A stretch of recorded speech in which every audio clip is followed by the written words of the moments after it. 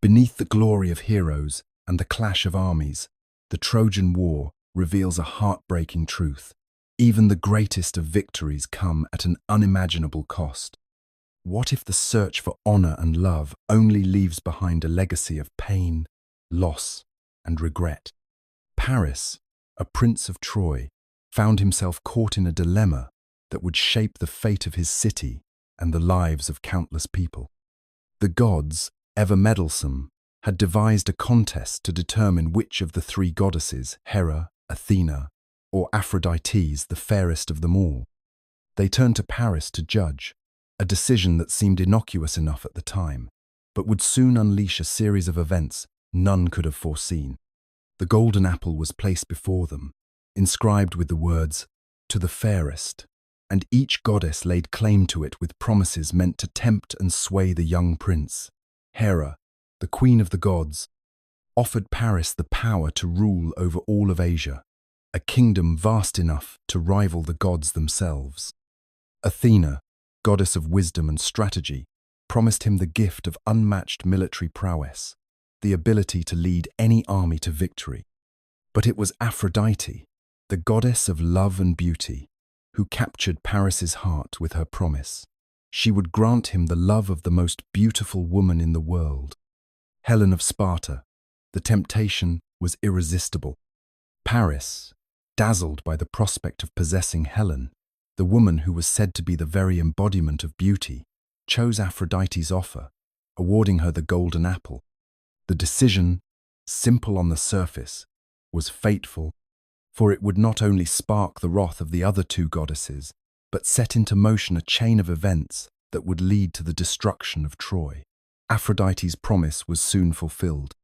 Paris, guided by the goddess's influence, travelled to Sparta, where he met Helen, the wife of King Menelaus.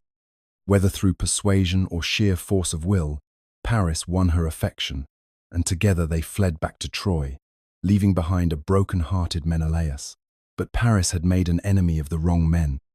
Menelaus, furious at the abduction of his wife, called upon the oath sworn by Helen's suitors years before, an oath that bound them to protect her and defend her honor, no matter the cost. Thus, the stage was set. The gods, who had played their hands in the game of beauty and love, now watched as mortal men, bound by their oaths and their pride, prepared for war. Paris's choice had sealed Troy's fate, and the beautiful city that had once stood as a shining beacon of civilization would soon find itself at the heart of a conflict that would last for 10 long years. And in the midst of it all, Paris, oblivious to the consequences of his decision, could do little but wait as the winds of war began to stir. Paris, guided by Aphrodite's promise, arrived in Sparta with the weight of destiny upon him. His heart was set on the most beautiful woman in the world, Helen, whose name alone was whispered in every court across the land. The goddess of love had promised him her, and Paris was determined to claim what was promised. He was welcomed with warmth by King Menelaus, who had no inkling of the storm that was about to engulf his household. In the glittering halls of Menelaus's palace, the seeds of betrayal were planted. Paris and Helen, two souls bound by a fatal attraction, spent days together, speaking of love, beauty, and desire. What began as a courteous exchange soon escalated, with Paris's charm and Aphrodite's influence weaving a bond between them.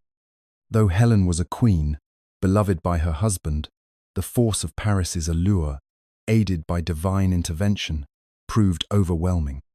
Whether she was seduced by his words, his promise of escape, or the irresistible pull of fate, Helen's heart grew conflicted. The flames of passion, fanned by Aphrodite, grew strong enough to pull her away from the man she had once pledged herself to. When the time came, Paris and Helen fled under the cover of night, leaving Sparta in turmoil.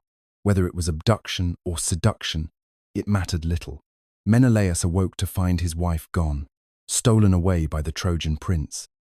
His rage was immense, the depth of his loss beyond words. His grief, however, would soon turn to wrath, and the once peaceful realm of Sparta was shaken by the echoes of betrayal. Word of Helen's disappearance spread like wildfire across the Greek world. But it was not just Menelaus who was affected. Years before, Helen's father, King Tyndareus, had forced all of her suitors to swear an oath that bound them to protect her and defend her honor, no matter the cost. This pact, forged in the heat of rivalry and love, now stood as an unbreakable chain, calling each of Helen's former suitors to action. The promise to fight for her, to return her to Menelaus, would unite the greatest Greek warriors under a single banner. And so, the stage was set for the Greeks to turn their wrath toward Troy. The gods, having watched Paris's choice, now stirred the winds of war. Menelaus, fueled by the betrayal of his queen and the breaking of his sacred oath, sent out his call to the men who had sworn to defend his honor. The Trojan prince had not only stolen a wife, he had awakened a war that would span a decade and stain the earth with the blood of both gods and men. Menelaus, consumed by his fury and the weight of his betrayal, called upon the kings and warriors of Greece, each bound by the sacred oath they had sworn years before. The oath, forged in the fires of competition for Helen's hand, now compelled them to rally to Menelaus's side and reclaim what was stolen. The once quiet shores of Greece began to stir with the clamor of armies preparing for war, each leader answering the call, for honor and vengeance could not be ignored. The might of the Greek forces was immense. From every corner of the land, kings, princes, and warriors gathered their fleets and gathered their men. Achilles, the greatest warrior of them all, emerged from his home in Phthia. Odysseus, the cunning king of Ithaca, came with a fleet of his own. Ajax, the towering hero, brought his strength to the cause. They were joined by leaders from Argos, Thessaly, and the island kingdoms, all bound by the same promise to fight for the return of Helen. At the head of this mighty coalition stood Agamemnon, the king of Mycenae and Menelaus's elder brother. His leadership was unquestioned, for Agamemnon had long been known as the mightiest of the Greek kings. His rule was marked by authority, and his wealth by an immense fortune, which gave him the means to command armies and influence kings. As the commander of this great coalition, he took upon himself the solemn duty to lead the Greek forces to Troy, to retrieve Helen and punish the Trojans for their audacity. However, Agamemnon's leadership was not without its trials. The powerful kings of Greece were not accustomed to following orders without question. The flames of ambition and pride often clashed with Agamemnon's authority. Achilles, the young warrior who was destined to become the greatest hero of the war, came reluctantly, his heart filled with resentment at Agamemnon's command. Odysseus, ever the tactician, kept his counsel close to his chest, though his loyalty to the cause was beyond question. Tensions simmered beneath the surface, and the promise of war stirred both the hearts of the warriors and the jealousy of their rulers. As the Greeks gathered on the shores of Aulis, the great fleet, ready to set sail for Troy, was a sight to behold. The ships, adorned with bright colors and bearing the crests of their respective kings, lined the coast like a mighty armada. The winds, however, held no mercy for their ambitions. A strange calm had settled over the seas, and the ships could not depart. The gods, it seemed, had more to say in the matter, for the winds refused to favor the Greeks until Agamemnon, in a desperate bid to appease them, made a grievous sacrifice. The gathering of the Greek army was more than the simple coming together of men and ships. It was the birth of a war that would be remembered for generations. The flames of vengeance burned brightly, and the gods themselves had taken a keen interest in the fate of this coalition. The war for Helen had begun, and no mortal nor god could turn its tide.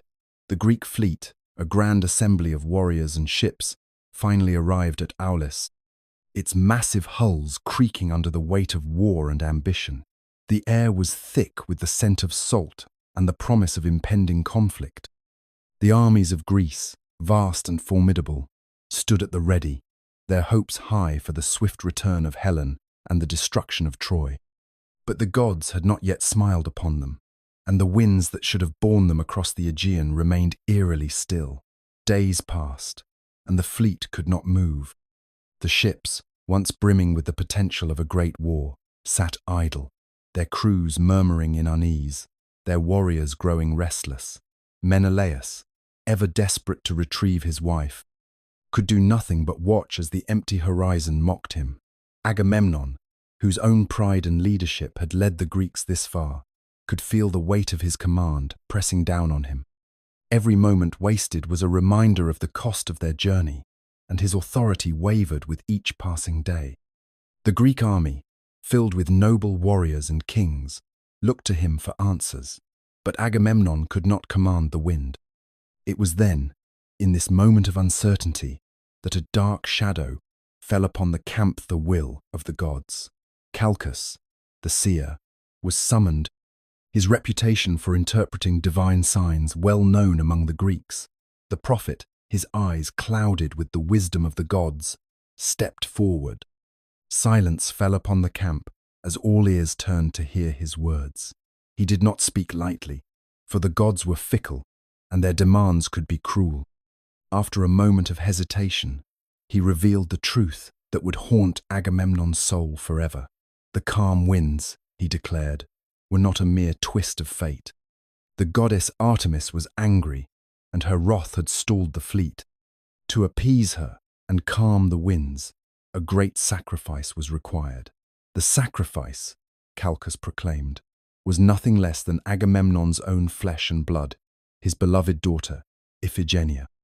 The gods demanded her life to ensure safe passage for the Greeks to Troy. Agamemnon recoiled at the terrible pronouncement, his heart sinking as the weight of the decision settled over him. His daughter, Iphigenia, the joy of his house, was to be offered in the name of war and honor.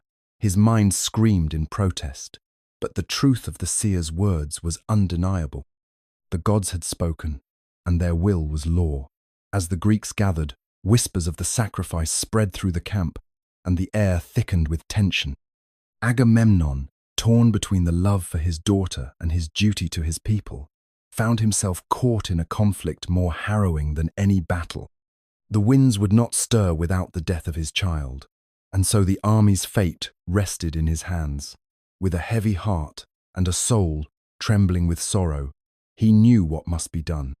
He had led them this far. Could he bear to lose everything for a war that was not his own? The decision would haunt him, for it was one that would cost more than the life of a single child. It would cost the soul of a king. Agamemnon stood at the edge of the altar, his heart like lead in his chest, a weight greater than any burden of war. The entire Greek army, encamped at Aulis and eager to depart, had gathered to witness the grim spectacle. His daughter, Iphigenia, stood before him, unaware of the fate that awaited her, her young face radiant with trust in her father. The gods demanded blood, and Agamemnon, in his desperation to fulfill his oath and lead the Greeks to Troy, had agreed to their cruel demand. His heart tore at the thought of it, but the fleet could not sail without this sacrifice. The priests, solemn and silent, prepared the altar. The air felt thick, as though the gods themselves watched from above, their gazes sharp and unforgiving. Agamemnon's hands trembled, his breath coming in short, desperate gasps as he stared at Iphigenia. She was his pride, his joy, the symbol of his lineage, and yet he had brought her to this place, condemned by a promise he had made in haste. How had it come to this? His mind reeled with the decisions that led him here, each step of which seemed to carry him further from any hope of redemption. Iphigenia, ever the dutiful daughter, approached the altar with innocence. Unaware of the horror her father had set into motion, Agamemnon could not meet her gaze. He had been told that her death would bring the winds to move the Greek ships, but the cost was too high, and his resolve faltered. In this moment, the king, mighty and proud, was no more than a desperate man, caught between the demands of the gods and the love for his child. The war that had seemed so far away now stood at his door, but at what cost? As Iphigenia knelt before the altar, her gaze met his. In that fleeting moment, Their eyes locked, and Agamemnon saw in her face nothing but trust. She did not know what he had sacrificed his daughter, his soul, his own humanity for this moment. How had he become the man who would do this? How could a father betray the child he had promised to protect? But as the priests moved to perform the sacrifice, the wind began to stir, and a divine light descended from the heavens. In the final moment, Artemis, moved by pity, or perhaps a greater plan of her own, spared the girl. A rush of wind swept through the camp, and in the blink of an eye, Iphigenia vanished. Some say Artemis took her to Taurus, where she would live as a priestess, her life saved by the goddess's mercy. Agamemnon fell to his knees, his tears mixing with the dust beneath him. The sacrifice had been averted, but at what cost? The gods had played with his soul, and the winds that were meant to carry the fleet would no longer blow freely. Even in this moment of salvation, Agamemnon could not escape the bitter taste of defeat. His promise to the gods was broken, and yet the war still beckoned. What had he truly gained, and what had he truly lost? The journey to Troy would continue, but the price of that journey paid in his daughter's life, now spared but never truly saved, would haunt him forever. In the city of Troy, the air was thick with tension, as news of the Greek fleet's arrival spread like wildfire through the streets. King Priam, wise and seasoned, stood in the grand hall of his palace, his eyes steady with the weight of his kingdom on his shoulders. His thoughts were torn between concern for his people and the rage he felt at the audacity of the Greeks. His youngest son, Paris, had sparked this war with a single act of vanity and desire. The abduction or seduction, depending on the tale of Helen, had set in motion a conflict that threatened to tear Troy apart. Priam had long since tried to temper his son's passions, but this affair had ignited something far greater than any dispute over land or honor. It was a matter of pride, both for the Trojans and for the Greeks. As Priam paced in the royal court, his sons Hector and Paris stood by, the weight of their father's gaze heavy upon them. Hector, the elder and the mightiest warrior of Troy, had long been a figure of strength and honor. He was the one who had always fought to protect his people, a man who would not hesitate to lay down his life in defense of Troy. But now, with the Greek army assembling just beyond the horizon, Hector felt a new weight on his shoulders, not only as a warrior, but as the protector of his city, his family, and his future. Paris, meanwhile, stood apart, a look of defiance in his eyes. His heart was heavy with both guilt and pride. Guilt for the destruction he had brought upon Troy with his actions, but pride in the love he had won with Helen, a woman of such unparalleled beauty. Yet, his pride blinded him to the far-reaching consequences of his actions. He had stolen the wife of Menelaus, the king of Sparta, and ignited the wrath of an entire kingdom. Now, the Greeks had come to Troy, and there would be no turning back. Priam's voice cut through the tension, a harsh reminder that the city was on the brink of war. He had sent emissaries to the Greeks, trying to negotiate, trying to avert the inevitable, but nothing could stop the tidal wave of vengeance now bearing down on his people. "Paris," Priam said, his voice heavy with disappointment, "you have cast us into a storm we cannot weather. The Greeks will come, and they will come in force. You, son, have made an enemy of a kingdom, and that kingdom now seeks the blood of Troy." As Priam spoke, Hector stepped forward, his voice strong and resolute. "We will defend Troy, father, as we always have. The gods may have cursed us, but we will fight for honor, for our families, and for our city." He turned to Paris, his eyes narrowing. "And you, brother, must be prepared to face the consequences of your actions, not with arrogance, but with strength." War was now a certainty, and Troy, once a beacon of prosperity and peace, was preparing for the storm. The Greeks would not let the insult go unanswered. Paris had stoked the fire, and now the city would burn under its fury. Priam, Hector, and Paris, of them would play a part in the tragedy that was about to unfold, and the foundations of Troy would tremble under the weight of their choices. The war had begun. The battlefield was set, a space between the two armies, where the fate of Helen and the honor of both Troy and Greece would be decided by a single duel. The air was thick with anticipation, the soldiers from both sides watching in silence as Paris, the prince of Troy, and Menelaus, the king of Sparta, stepped into the designated ring. Paris, ever the bold and confident, stood tall, his armor gleaming in the harsh sunlight. He knew that this duel was his chance to redeem his actions, to prove that he was more than just a reckless lover. Across from him stood Menelaus, his eyes burning with righteous fury. The Greek king had been wronged, and now he would see his honor avenged. His grip tightened on his sword. Each step he took towards Paris, filled with the weight of 1,000 warriors, who now stood behind him. Helen, the cause of this great war, stood with the Trojans, her heart torn. She had once been the queen of Sparta, but now she was a pawn in a game much larger than herself. Her eyes flickered between the two men, Paris, the one she loved, and Menelaus, the husband she had betrayed. As the two men faced off, she could not silence the sorrow in her heart. Would this duel truly end the war, or would it merely serve as a tragic prelude to the destruction of Troy? The gods, as they often did, watched from their seats on Mount Olympus, stirring the threads of fate with their hands. They had played their part in setting this war in motion, and now they watched as two mortal men prepared to decide its course. Athena, ever the patroness of wisdom and strategy, favored the Greeks, while Aphrodite, who had promised Paris the love of Helen, watched with anxious eyes from the sidelines. It was clear that their influence would soon be felt, for the gods were never content to let men decide the fate of their world without interference.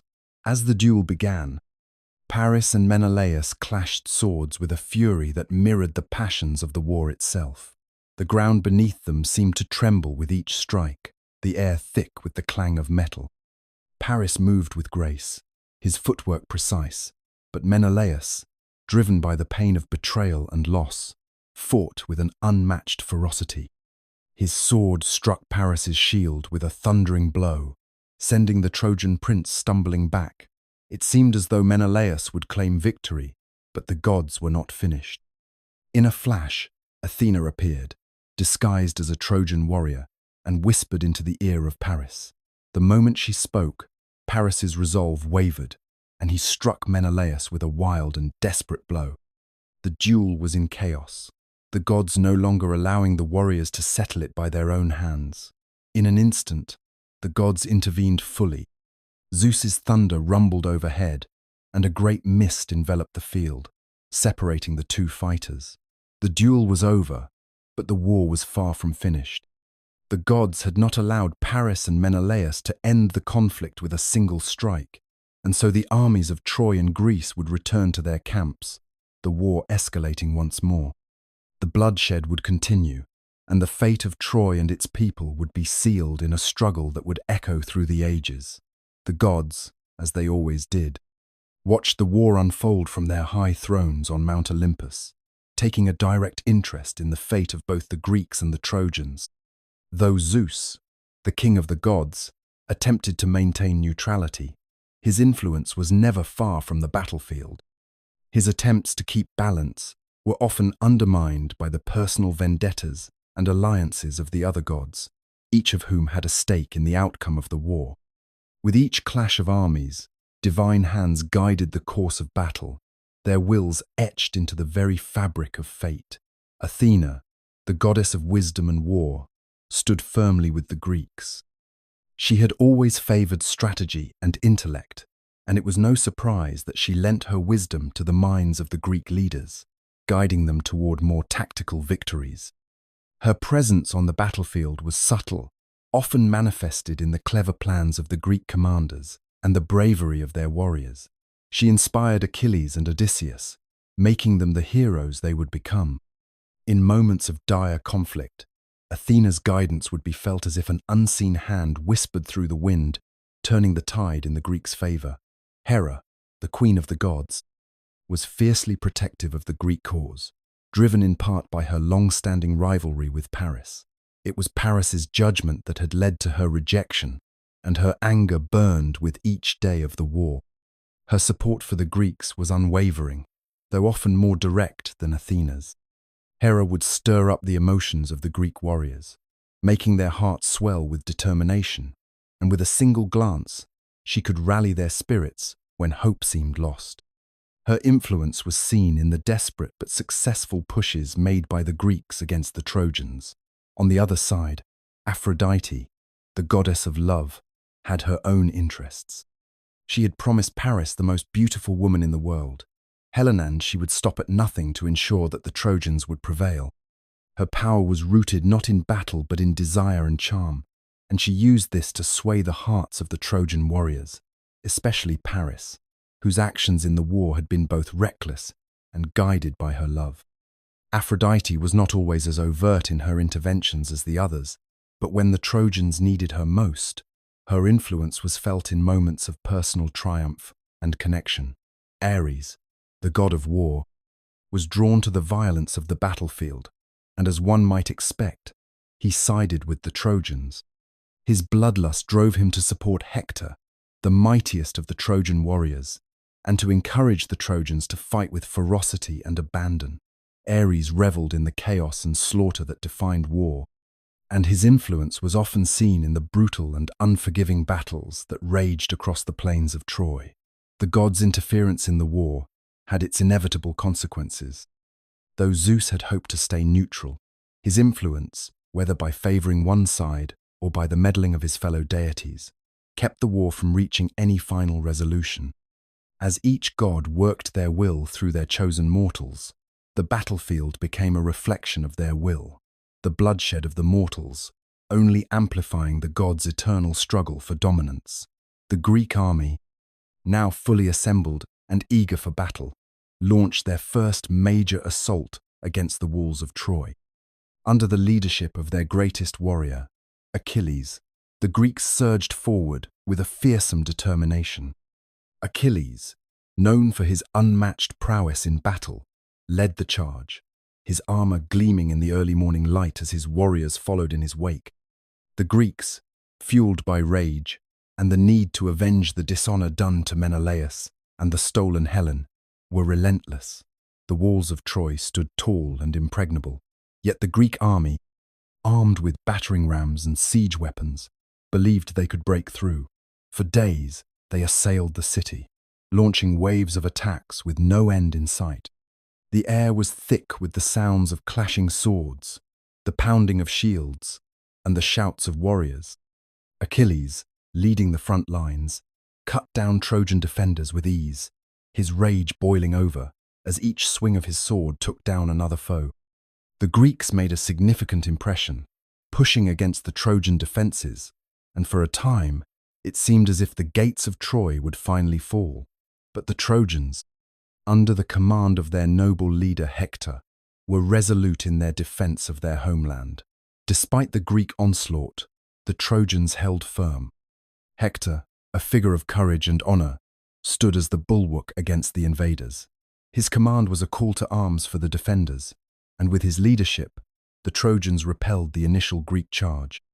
From atop the walls, Hector and the Trojan archers sent arrows and stones raining down upon the Greek forces, causing havoc among their ranks. The Greek army, despite their superior numbers and fierce warriors, struggled to breach the city's defenses. As the day wore on, the Greek forces found themselves stalled at the gates. Achilles, frustrated by the lack of progress, raged against the walls of Troy, but even his fury was not enough to bring down the city. The Trojans, their spirit undiminished, held their ground. Hector fought with honor and skill, rallying his troops and inspiring them to stand firm against the invaders. His courage, in the face of the Greek assault, was a testament to the resolve of the Trojan people, and the Greek army was forced to pull back, regrouping in the face of their initial failure. The first assault had ended in a hard-fought stalemate. The Greeks, despite their legendary warriors and relentless attacks, had not breached the walls. The Trojans, though battered, stood victorious for the moment. But the war was far from over, and both sides knew this was just the beginning of a long and bloody conflict.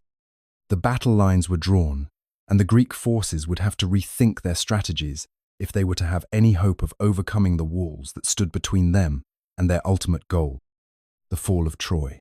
The war raged on, the Greeks struggling to find a way to break the deadlock at Troy. Achilles, their greatest warrior, stood apart from the fighting, consumed by anger and wounded pride after his quarrel with Agamemnon. The dispute over the spoils of war had driven a deep wedge between the two men, and Achilles, in a fit of rage, refused to join the battle, leaving the Greek forces vulnerable without his unmatched strength on the field. Achilles' closest companion, Patroclus, watched as the tide of battle turned against the Greeks. The Trojans, led by Hector, pressed forward relentlessly, and the Greeks were pushed back toward their ships.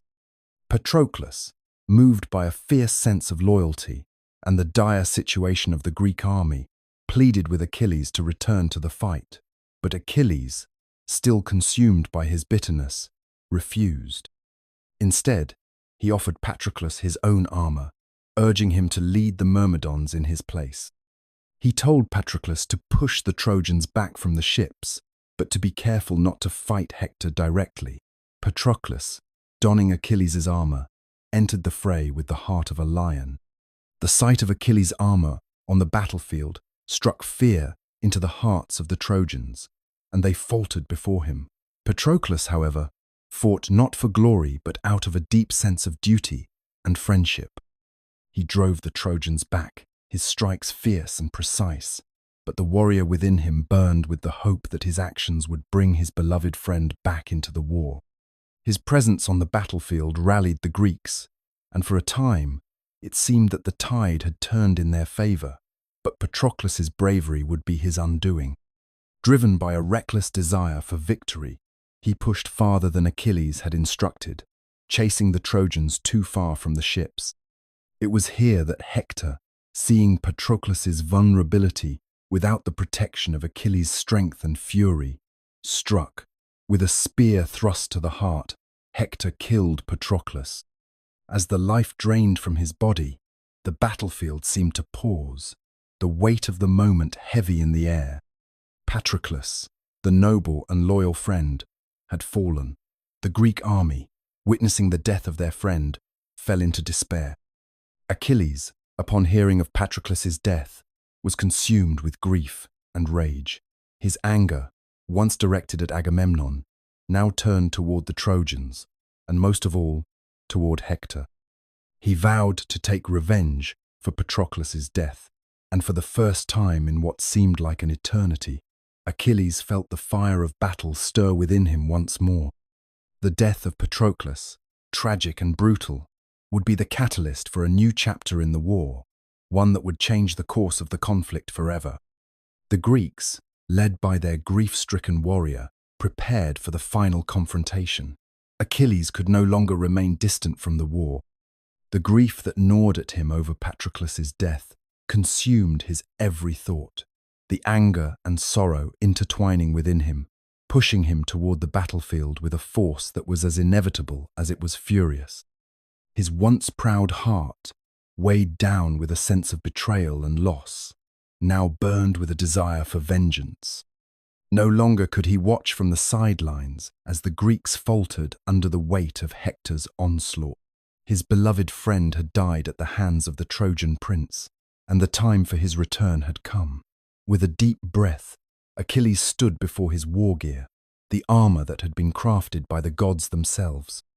The sight of his armor, now tarnished with the passage of time and the sorrow of his abandonment, filled him with a fierce determination. He reclaimed it as if it were his very soul, the weight of it grounding him, reminding him of the promise he had made to Patroclus in life, a promise that now rang with the echoes of fate. His men, the Myrmidons, gathered around him, their eyes wide with awe and hope. Their leader had returned, and so too, it seemed, had their chances. The once feared warrior of Troy was now ready to face the cause of his greatest grief. With a heart steeled by loss and a body cloaked in divine armor, Achilles re-entered the war. His presence on the field was like the coming of a storm. The Trojans, who had so confidently pushed back the Greeks in his absence, now looked upon him with fear. The might of Achilles was unmatched, and he was back to reclaim the honor and the revenge that had been stolen from him. As Achilles charged into battle, the very earth seemed to tremble beneath him. His wrath had been unleashed, and there was no stopping it now. His fury was pure, a force of nature.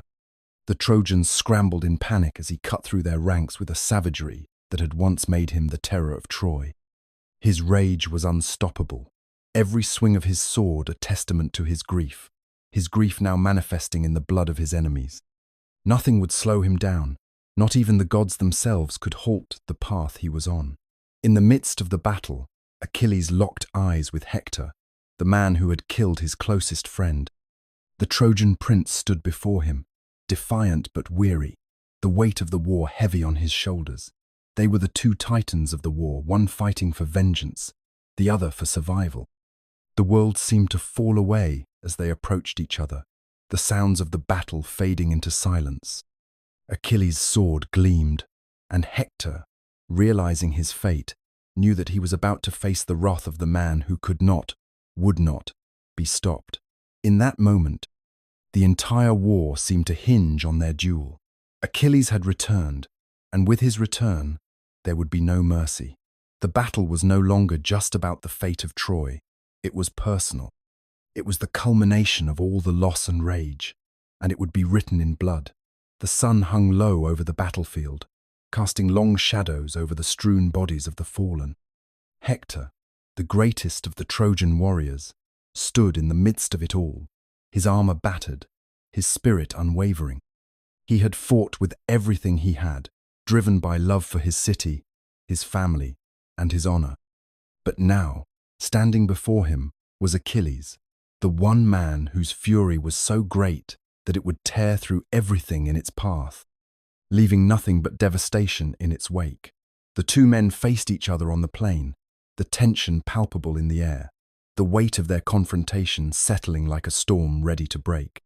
Hector, though filled with dread, stood firm, holding his spear with both hands, his eyes fixed on Achilles. He had known this moment would come. He had known that his fate had been sealed ever since the death of Patroclus, for it was Achilles' wrath that had driven him to this point. Achilles, his eyes burning with the fires of vengeance, moved forward like a force of nature, his armor gleaming in the fading light. His sword was drawn, and the fury in his heart was unmatched. His anger had consumed him, and now it would find its release in Hector's blood. There was no room for mercy, no space for negotiation. This battle was personal, a reckoning between two men whose paths had been set by the hands of the gods and the wills of men. They clashed with the force of two storms, the sound of metal on metal ringing out, each blow a testament to their strength and determination. Hector, the hero of Troy, fought valiantly, his spear thrusting, his shield raised to deflect the deadly strikes. But Achilles was unstoppable, his rage and skill overwhelming. Hector's strength, no matter how noble, could not match the fury that burned in the heart of his opponent. In the end, it was Achilles who landed the killing blow, his spear piercing Hector's throat.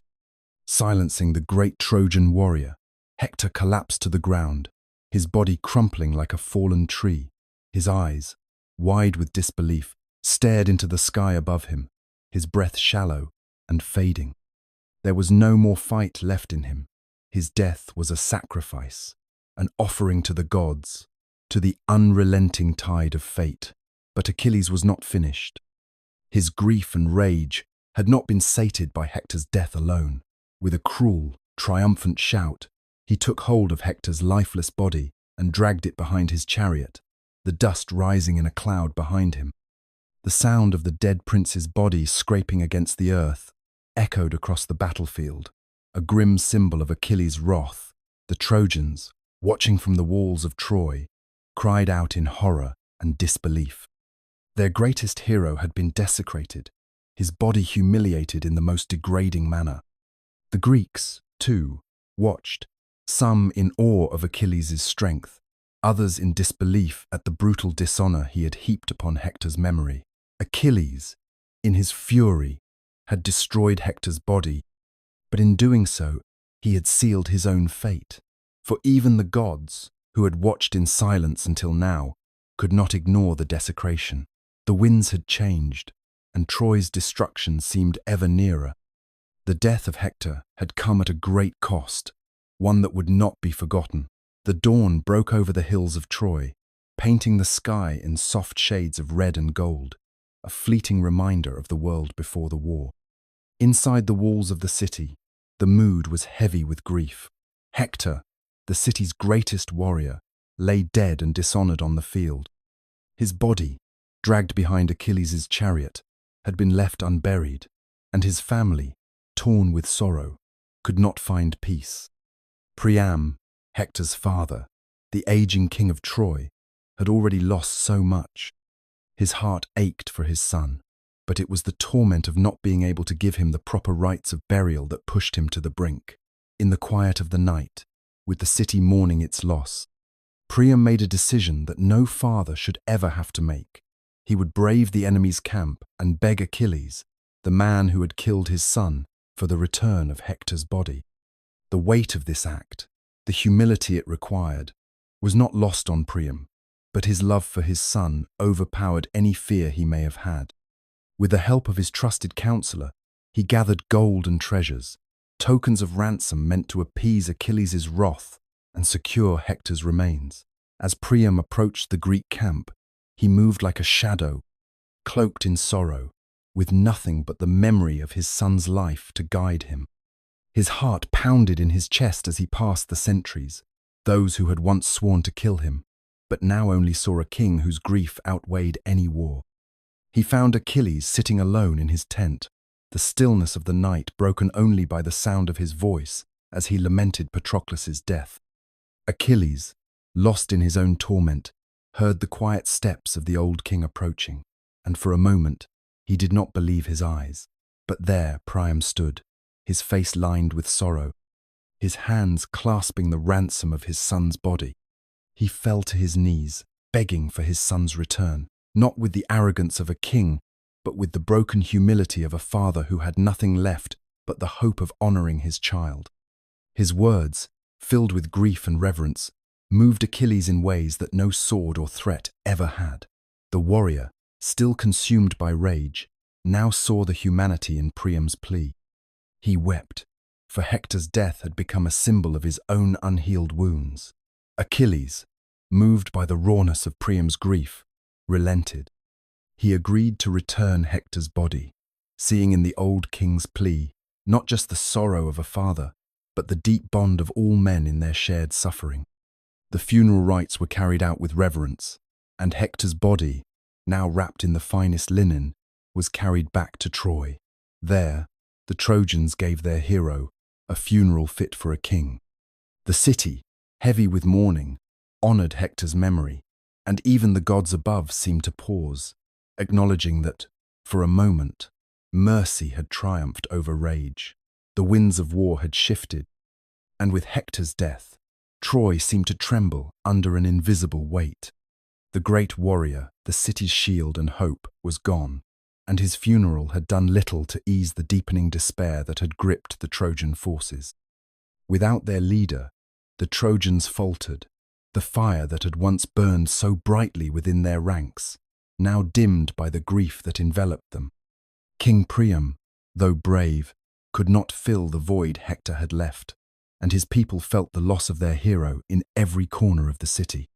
The cries of mourning were a constant echo, and the streets seemed too quiet, as if the very walls of Troy had begun to weep. On the battlefield, the Greeks, emboldened by the death of Hector and the promise of victory, pressed forward with newfound vigor. The Trojan defenses, once formidable, now seemed fragmented. The army lacked leadership, and the soldiers fought not for hope, but for survival. The gods, never absent in the affairs of men, watched closely, their influence felt in every clash and cry. Zeus, striving to maintain balance, tried to keep his distance, but even he could not prevent the tide of destruction that seemed to grow stronger by the hour. Athena and Hera, still loyal to the Greeks, urged the soldiers on, whispering of glory and conquest. Meanwhile, Aphrodite, though heartbroken by her son's death, still sided with Troy, seeking any way to stall the inevitable fall of her beloved city. As the battle raged on, the Trojans' resolve began to waver. The heroes who had once stood tall in defense of Troy now hesitated, uncertain of their purpose without Hector to lead them. Paris, though brave, could not fill his brother's shoes, and though he fought fiercely, his arrows seemed to miss their mark, as if fate itself had turned its back on him.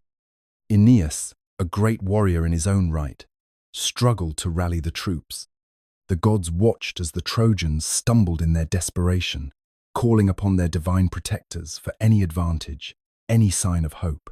The Greeks, under the leadership of Achilles' closest companions, pressed relentlessly. Though Achilles remained aloof from the fray, the spirit of his wrath lingered, fueling the Greek assault.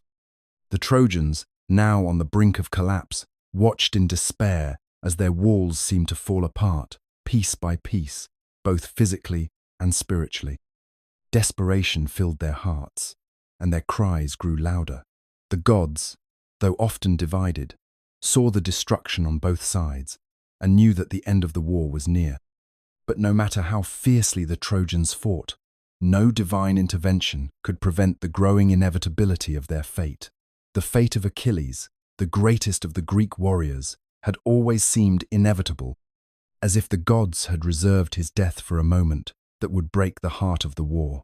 It was on the eve of Troy's fall that the prophecy was finally fulfilled. Paris, though not the mightiest warrior, stood with bow in hand, a mere shadow of the hero Achilles had once been, but fate had chosen him for this task. Guided by Apollo, the god whose favor had so often shifted the balance of power in Troy's favor, Paris aimed his poisoned arrow at the one spot that had always been Achilles' vulnerability, the heel. The arrow flew with deadly accuracy, striking Achilles in the one place that no armor could protect. Achilles, with his immense strength and glory, had been untouchable, but now the gods had turned against him. The poison seeped into his body almost immediately, the dark fluid from the arrow's tip spreading through his veins, robbing him of his strength. He staggered, his mighty form shaking, and for the first time in the war, Achilles fell to his knees. His scream echoed across the battlefield, a sound that seemed to rip the air apart. The Greeks, watching their greatest hero falter, felt the earth tremble beneath their feet. The Trojans, seeing their foe wounded, had no words of triumph, only shock. Achilles' death was not a victory to celebrate, it was a tragedy, one that would end the era of Greek dominance. The gods themselves seemed to hold their breath, for no warrior had ever been so intertwined with the fates of so many as Achilles. His death marked the turning of a page in the great story of the Trojan War. As the poison spread through his body, Achilles' mind flickered back to the words of his mother, Thetis, who had long warned him that his fate was sealed by the gods. Though his heart burned with rage and desire for revenge, there was no way for him to escape the punishment the gods had set in motion.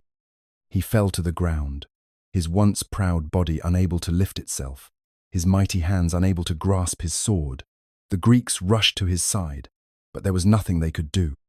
Their greatest hero, the embodiment of strength and invincibility, had been undone by a single arrow, guided by divine hands. His death marked a turning point in the war. The Greeks, bereft of their champion, faced an uncertain future. Achilles had been their shield and their spear, the very essence of their might. His fall left a vacuum that no other leader could immediately fill. And as Achilles breathed his final breaths, the gods themselves, who had played so many roles in his life and death, seemed to whisper that the end of the war was near. But so too was the end of an age. With Achilles' death, the Greeks found themselves in disarray. Their once unshakable resolve faltered as the loss of their greatest hero left them vulnerable. The Trojan forces, energized by the fall of their greatest enemy, pressed forward with newfound confidence. Without Achilles' towering presence on the battlefield, the Greeks were forced to confront the realization that their strength had been shattered. Their warriors, though still brave and skilled, no longer carried the same certainty that had once propelled them forward. Led by the sons of Priam, the Trojans were invigorated by the death of Achilles, which had stripped the Greeks of their invincible spirit. Hector's death, though tragic, had left a legacy that continued to burn brightly in the hearts of his family. Paris, now emboldened by the knowledge that even the mightiest of men could fall, fought with an intensity that mirrored his own brothers. Together, with their allies, the Trojans surged forward, reclaiming the ground the Greeks had once dominated. The Greek army, now without its most formidable champion, struggled to maintain its foothold on the battlefield. Their commanders, Agamemnon and Odysseus, tried to rally the troops, but the absence of Achilles weighed heavily on their morale. The men, once driven by the knowledge that they had the might of Achilles at their back, now found themselves staring into the heart of a relentless enemy. The Trojans were no longer fighting in fear, but were emboldened by the winds of fortune. In the Greek camp, the warriors' spirits began to erode. Achilles' death had cast a long shadow over their resolve, and the sight of the Trojans gaining ground filled them with a deep sense of dread. Menelaus, still fueled by the desire to reclaim his wife, Helen, fought with determination, but his energy waned in the face of overwhelming adversity. The death of his brother's comrade had shaken his own conviction. Agamemnon, too, though a king, could not command the same respect he had once held. His leadership, tested by the absence of Achilles, was now questioned by many of his men. As the Greeks retreated, the Trojans advanced, forcing them back toward the shores of Troy. The once confident Greeks were now on the defensive, struggling to hold the walls of their camp. With each step the Trojans took, the Greeks felt the weight of their losses bearing down upon them. The war, once believed to be nearing its end, now seemed to stretch into an uncertain and perilous future. Priam's sons, now leading the charge, knew they had the upper hand, but they also understood that victory was not guaranteed. The gods, fickle as they were, could shift the tide of battle at any moment. Still, the Greeks found themselves in a desperate struggle, and the flames of war that had burned for so long now threatened to consume them entirely. In the midst of the Greek struggle, when their forces seemed near defeat, it was Odysseus who stepped forward as a beacon of hope. Known for his cunning and tactical genius, the king of Ithaca found himself forced into action, his mind sharpened by necessity. While the Greek warriors faltered in the face of mounting Trojan pressure, Odysseus understood that it was not just brute strength that would win the war, but the ability to outwit the enemy and turn the tides in their favor. With his sharp intellect, Odysseus devised clever strategies that kept the Greeks from complete collapse. He was the architect behind the plan to infiltrate the Trojan lines, using subterfuge and deceit, just as he had once devised the strategy of the Trojan horse. Though the Greeks lacked the sheer might they had once commanded, Odysseus's plans gave them a chance to regain some measure of control. He gathered the remaining Greek leaders, urging them to act with precision, not force, in the face of their diminishing numbers. His ability to think under pressure became pivotal in the war effort. While Agamemnon and Menelaus focused on rallying the troops with traditional displays of valor, Odysseus knew that their greatest hope lay in tactics that defied expectations. His mind worked tirelessly to outthink the Trojans, seeking weaknesses in their defenses and exploiting every opportunity. He was more than just a warrior. He was a master of deception and strategy. One of his most brilliant moves was to gain the favor of the gods, particularly Athena, whose support was vital in guiding the Greeks. He knew the influence the gods had on the outcome of the war, and so he appealed to their favor through offerings, prayers, and wise decisions in battle. He understood that it was not just the strength of the Greek armies that would determine victory, but the alignment of divine forces. Even as the war dragged on, with neither side giving quarter. Odysseus kept the morale of the Greeks alive. He used his eloquence to rally the troops, lifting their spirits with promises of victory and urging them to persevere. His wit and charm, alongside his reputation for great deeds, inspired his fellow warriors to follow him into battle once more. Odysseus was not just a king or a warrior. He became the embodiment of hope for the Greeks when all seemed lost. As the war wore on, it was Odysseus who, time and again, showed that the key to victory lay not only in physical combat, but in a mind capable of seeing beyond the immediate, a mind that could calculate every move and anticipate the enemy's next steps. The Greeks, though battered and bruised, knew that as long as Odysseus fought beside them, there was still a glimmer of hope for triumph. The death of Ajax the Greater marked a dark turning point in the Greek struggle. Once the second greatest warrior among the Greeks, second only to Achilles, Ajax had carried the weight of the army's hopes and dreams on his shoulders. His size, strength, and bravery in battle made him a fearsome presence on the battlefield, a rock for the Greeks during their darkest hours. Yet, despite his valor, Ajax's fate would take a tragic turn, driven by pride, honor, and betrayal. The catalyst for his downfall came after the death of Achilles.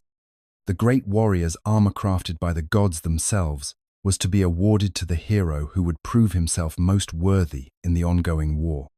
Ajax, believing he was the one most deserving of Achilles' armor, prepared to claim it as his own. But the Greeks, divided and desperate, chose Odysseus instead, a decision that would deeply wound Ajax's sense of honor.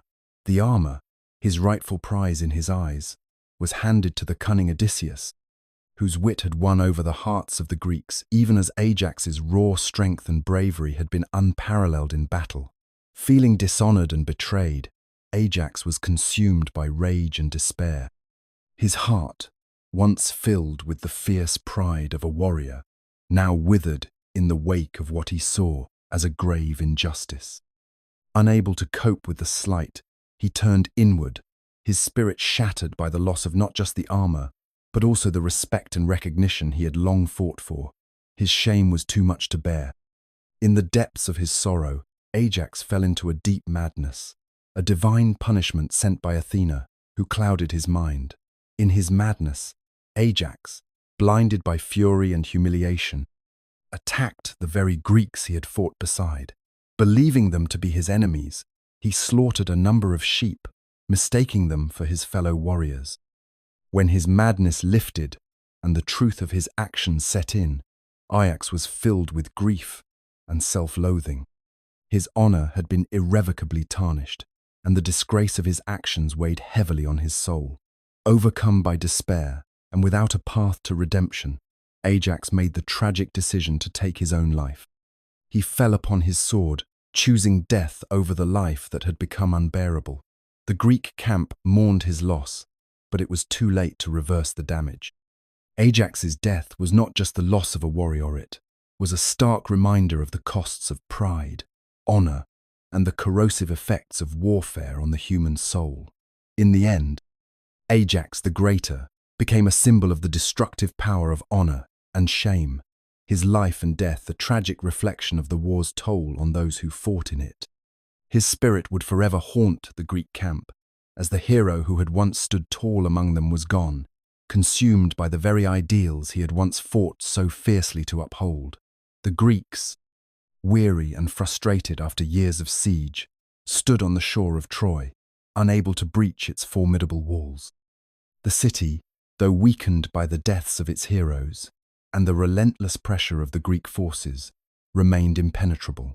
The Trojans, secure behind their walls, had long since lost any hope of surrender. In their arrogance, they believed victory was certain, that the Greeks could not last much longer. The stalemate dragged on, and with each passing day, the Greek leaders knew their forces were stretched thin, their resources running low. It was then that Odysseus, ever the cunning strategist, hatched a plan that would forever change the course of the war. The Trojans, proud and confident, had been lulled into a false sense of security. Odysseus, with his sharp mind, understood their psychology. They would never expect an enemy hidden in plain sight. The idea of the Trojan horse was born an ingeniously simple yet deadly trap that would take advantage of the Trojans' pride and their belief that the Greeks had given up. Odysseus proposed the construction of a massive wooden horse, hollowed out to conceal a small group of elite Greek soldiers. The horse would be presented as a gift to the gods, a symbol of the Greeks' supposed departure from Troy. It would be left at the gates of the city as a token of peace, a gesture that would be hard for the Trojans to ignore. The Greeks, he reasoned, could sail away in their ships, disappearing from sight as if they had abandoned their war. The Trojans would see the horse, believe it to be a symbol of victory, and pull it into their city, certain that the war was finally over. The Greek leaders were initially skeptical, unsure whether such a trick could succeed. But Odysseus, with his persuasive words and brilliant reasoning, convinced them. A select group of warriors would hide inside the horse, while the rest of the Greek army would sail to a nearby island, waiting in secret. Once inside the city, the soldiers would emerge from their wooden prison, open the gates to the Greek forces, and bring Troy to its knees. The plan was set in motion. The Greeks, using all their remaining resources, began building the massive horse, laboring in the dead of night, making sure every detail was perfect. As the horse neared completion, the Greek army began their feigned retreat, setting sail under the cover of darkness, leaving the Trojans to believe their enemies were gone for good. The Trojan horse stood at the gates, a silent challenge to the Trojans' pride. The city, unaware of the deadly force hiding within, began to celebrate. Little did they know that their greatest victory was, in fact, the harbinger of their ruin. Under the cover of night, the Greek forces quietly began their retreat from the shores of Troy. Their ships, once visible on the horizon, slowly disappeared from view as the Greek army, disheartened and exhausted after years of unrelenting siege, sailed into the distance. The city of Troy, which had withstood their efforts for so long, was left standing in what seemed like triumphant peace. It was a ruse, of course, but the Trojans saw it as a long-awaited end to the conflict. The Greeks had finally given up, and the war was over. They had no reason to suspect that this apparent withdrawal was part of a more cunning and dangerous plan. As the Greeks sailed away, their departure left behind a deceptive silence, and on the beach, nestled against the sand, stood a gift, the Trojan horse. It loomed large, an imposing structure crafted from the finest wood, its hollowed interior hiding the Greek soldiers, who waited in dark silence. To the Trojans, the horse appeared to be an offering to the gods, a symbol of the Greeks' surrender and their desire for favor. It seemed like a gesture of peace, a token to placate the gods and ensure that the Greeks would not return to wreak further havoc on the city. The Trojans, proud and confident, surveyed the empty battlefield. Their enemies had vanished, leaving behind only the wooden monument to their defeat. It was a gift, they reasoned, a symbol of victory, perhaps even a sign of divine approval for their resilience. Eager to display their triumph, the Trojans began to debate how best to display their prize. Some suggested leaving the horse outside the city as a reminder of their own superiority, while others thought it best to bring it within the gates, as a reminder of their ability to turn back the invaders. As night fell, the Trojans moved the horse closer to the city gates, under the assumption that the Greeks had finally given up. They were unaware that the Greeks, far from retreating in defeat, were biding their time on a distant island, waiting for the signal to strike. In their arrogance, the Trojans were blind to the danger, and the walls of their city, which had protected them from countless assaults, now stood as their greatest weakness. They invited the horse inside their walls, unaware that it would carry death within it. Once the horse was within the city, the Trojans celebrated, drunk on victory and their newfound peace. They feasted and danced into the night, oblivious to the deadly plot that had just been set in motion. The Greeks, meanwhile, waited for the moment when they would emerge from their hidden sanctuary and begin the final stage of their warone that would bring Troy to its knees. The walls of Troy echoed with the sounds of jubilation as the Trojans, convinced that their long struggle had finally come to an end, celebrated what they believed was their victory. The Greek fleet had vanished, their ships now mere shadows on the horizon, and the city stood unharmed alive with the breath of triumph. With no enemy in sight, the Trojans felt the weight of their suffering lift, replaced by the lightness of peace. For the first time in years, they dared to believe that their endurance had been rewarded. The great gates of Troy swung open, and the mighty Trojan horse, the Greeks' final offering, was drawn into the city by a team of horses. The soldiers, their faces lit by the warm glow of torches, admired the monumental structure as it passed through the gates. It seemed too grand, too significant to be anything but a gift from the godson offering to ensure that the Greeks would not return. How else could the Greeks, once their implacable enemies, give them such a magnificent gift? The Trojans marveled at its beauty, their minds already swirling with thoughts of celebration. Some saw it as a divine token of their victory, a message from the gods acknowledging their strength and endurance. Others speculated on the riches it might contain, perhaps hidden within its hollow form symbols of the Greeks' final act of submission, meant to appease the gods and allow Troy to stand unscathed. The Trojans, eager to cement their victory, began to discuss what to do with the prize. Some suggested that they should leave it outside the city, as a monument to their triumph, but others argued it should be brought within the walls, to stand as a testament to their resilience. At last, it was decided. The horse would be paraded through the streets, its majestic form a symbol of Troy's victory over the Greeks. It was a sign of their ability to withstand the great siege, and now they would celebrate. That night, the city roared with feasting, music, and dancing. The people of Troy, drunk on their perceived triumph, forgot the weight of the years spent in constant battle. The sky overhead seemed to celebrate with them, bathed in stars and moonlight. With each passing hour, their joy grew, and with it, their confidence. The Greeks had been defeated, the walls of Troy had not fallen, and the city had survived. What more could they ask for?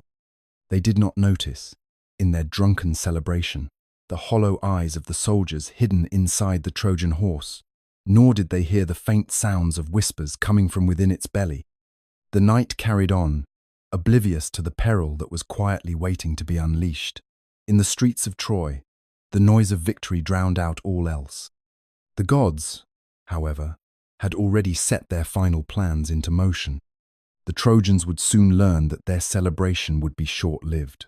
As the night deepened, a heavy silence settled over the city of Troy. The streets, once filled with laughter and music, had fallen still, the weight of exhaustion now replacing the heady intoxication of victory. The Trojans slept, their minds filled with dreams of their hard-earned triumph. But beneath the surface, in the shadows of their own celebrations, the seeds of destruction were quietly being sown. Inside the great wooden horse, the Greek soldiers lay in wait, their hearts pounding in the dark, their breaths held. Every movement they made was deliberate, every sound carefully muffled as they prepared to carry out the final stage of their cunning plan. Odysseus, the mastermind behind this deception, had led them through the long hours of waiting, each soldier understanding the critical nature of this moment. The Trojan horse had been brought inside the gates. The rest, now, was a matter of timing. With a signal from their leader, the first of the soldiers quietly emerged from the belly of the horse, his movements swift and silent. One by one, they slipped from the confines of their wooden prison, emerging into the moonlit streets of Troy like shadows, unseen by the drunken revelers still lost in their false sense of security.